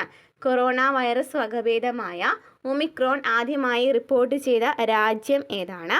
Option D, South Africa. South ആഫ്രിക്കയിലാണ് ആദ്യമായിട്ട് ഒമിക്രോൺ റിപ്പോർട്ട് ചെയ്തത്. Next question. ചുവടെ കൊടുത്തവയിൽ നിന്നും ശ്വാസകോശ രോഗമല്ലാത്തത് തിരഞ്ഞെടുക്കുക. ശ്വാസകോശ രോഗമല്ലാത്തത് ഏതാണ്? നെഫ്രൈറ്റീസ് ആണ് അല്ലേ? നെഫ്രൈറ്റീസ് അല്ലേ വരുന്നത്? നെഫ്രൈറ്റീസ് ആണ്, വൃക്ക രോഗമാണ് അല്ലേ? ബ്രോങ്കൈറ്റീസ്, എംഫസീമ, ആസ്മ എന്നിവ ശ്വാസകോശ രോഗങ്ങളാണ്. Next question. ഭിന്നശേഷിക്കാരായ അമ്മമാർക്ക് പ്രസവാനന്തരം കുഞ്ഞിനെ പരിപാലിക്കുന്നതിനും അടിസ്ഥാന സൗകര്യങ്ങൾ ഒരുക്കുന്നതിനും വേണ്ടി കേരള സർക്കാർ സാമൂഹ്യനീതി വകുപ്പ് ആവിഷ്കരിച്ച പദ്ധതി ഏതാണ്? ഭിന്നശേഷിക്കാരായ അമ്മമാർക്ക് പ്രസവാനന്തരം കുഞ്ഞിനെ പരിപാലിക്കുന്നതിനും അടിസ്ഥാന സൗകര്യങ്ങൾ ഒരുക്കുന്നതിനും വേണ്ടി കേരള സർക്കാർ സാമൂഹ്യനീതി വകുപ്പ് ആവിഷ്കരിച്ച പദ്ധതി ഏതാണ്?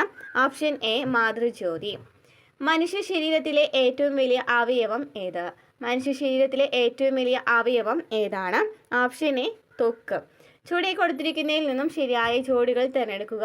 എലിപ്പനി ഫംഗസ്. എലിപ്പനി നമ്മൾ പറഞ്ഞു ബാക്ടീരിയ രോഗമാണെന്ന് അല്ലേ? ക്ഷയം ബാക്ടീരിയയാണ്, ശരിയാണ്. വട്ടച്ചൊറി എന്താണ്? ഫംഗസ് ആണ്. വട്ടച്ചൊറി ഫംഗസ് ആണ്. നിപ്പ വൈറസ് രോഗമാണ്. അപ്പോൾ തന്നിരിക്കുന്നതിൽ ശരിയായ ജോഡികൾ ഏതൊക്കെയാണ്? 2ഉം 4ഉം ആണ് വരുന്നത്. 2ഉം 4ഉം. ഓപ്ഷൻ ഡി ആണ്. 2ഉം 4ഉം ആണ് ശരിയായിട്ട് വരുന്നത്. നെക്സ്റ്റ് മാത്സ് ആണ്. ജസ്റ്റ് ക്വസ്റ്റ്യൻ ആൻസർ പറഞ്ഞു പോകാം. 25 സ്ക്വയർ ഇൻറ്റു 4 സ്ക്വയർ എത്ര? Option B, 10,000. എങ്ങനെ ചെയ്യാം? 25 ഇൻറ്റു 4 ഹോൾ സ്ക്വയർ ചെയ്താൽ മതി അല്ലേ? ഇപ്പോൾ 25 ഇൻറ്റു 4 എത്രയാണ്? 100. 100 സ്ക്വയർ എത്രയാണ്?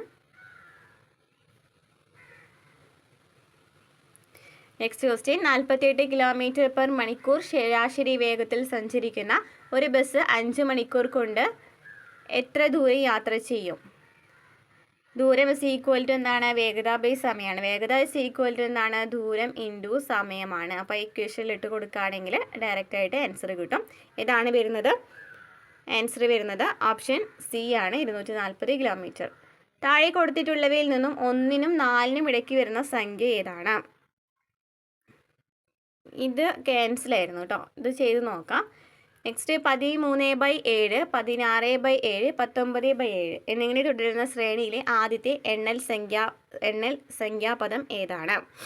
ഇതാണ് വരാം. ഇതിപ്പോൾ എത്രയാണ്? 3 വെച്ചാണ് കൂടുന്നത് അല്ലേ? അപ്പോൾ 20, 21, 22, 22/7, പിന്നെ 25/7, 27/7 അങ്ങനെ വരുമ്പോൾ ഓപ്ഷൻ എ ആണ് വരിക, 4 ആണ് വരുന്നത്. നെക്സ്റ്റ് 3/4, 5/8 എന്നീ ഭിന്നസംഖ്യകളുടെ ലസാഗു എത്രയാണ്? ഇതും ആൻസർക്ക് ഡെലീഷൻ ആയിരുന്നു. ചെയ്ത് നോക്കിയിട്ട് പറയട്ടോ. ഒരു കച്ചവടക്കാരൻ ഒരു സാധനം 700 രൂപയ്ക്ക് വിറ്റപ്പോൾ 300% നഷ്ടമുണ്ടായെങ്കിൽ ആ സാധനത്തിൻ്റെ വാങ്ങിയ വില എത്രയാണ്? ഓപ്ഷൻ ബി ആണ്, 10,000 രൂപ. നെക്സ്റ്റ് റൂട്ട് 0.11 ഇൻറ്റു 0.44 തുല്യമായത് ഏതാണ്? ഓപ്ഷൻ സി ആണ് വരിക, 0.222. നെക്സ്റ്റ് സ്കൂൾ അസംബ്ലിയിൽ 10A ക്ലാസ്സിലെ വരിയിൽ ആശ മുന്നിൽ നിന്ന് 25-ാമതും പിന്നിൽ നിന്ന് 13-ാമതാണെങ്കിൽ വരിയിൽ ആകെ എത്ര പേരുണ്ട്? ഓപ്ഷൻ ഡി ആണ്, 37. n is equal to a plus b minus 1 ചെയ്താൽ മതി, ആൻസർ കിട്ടും.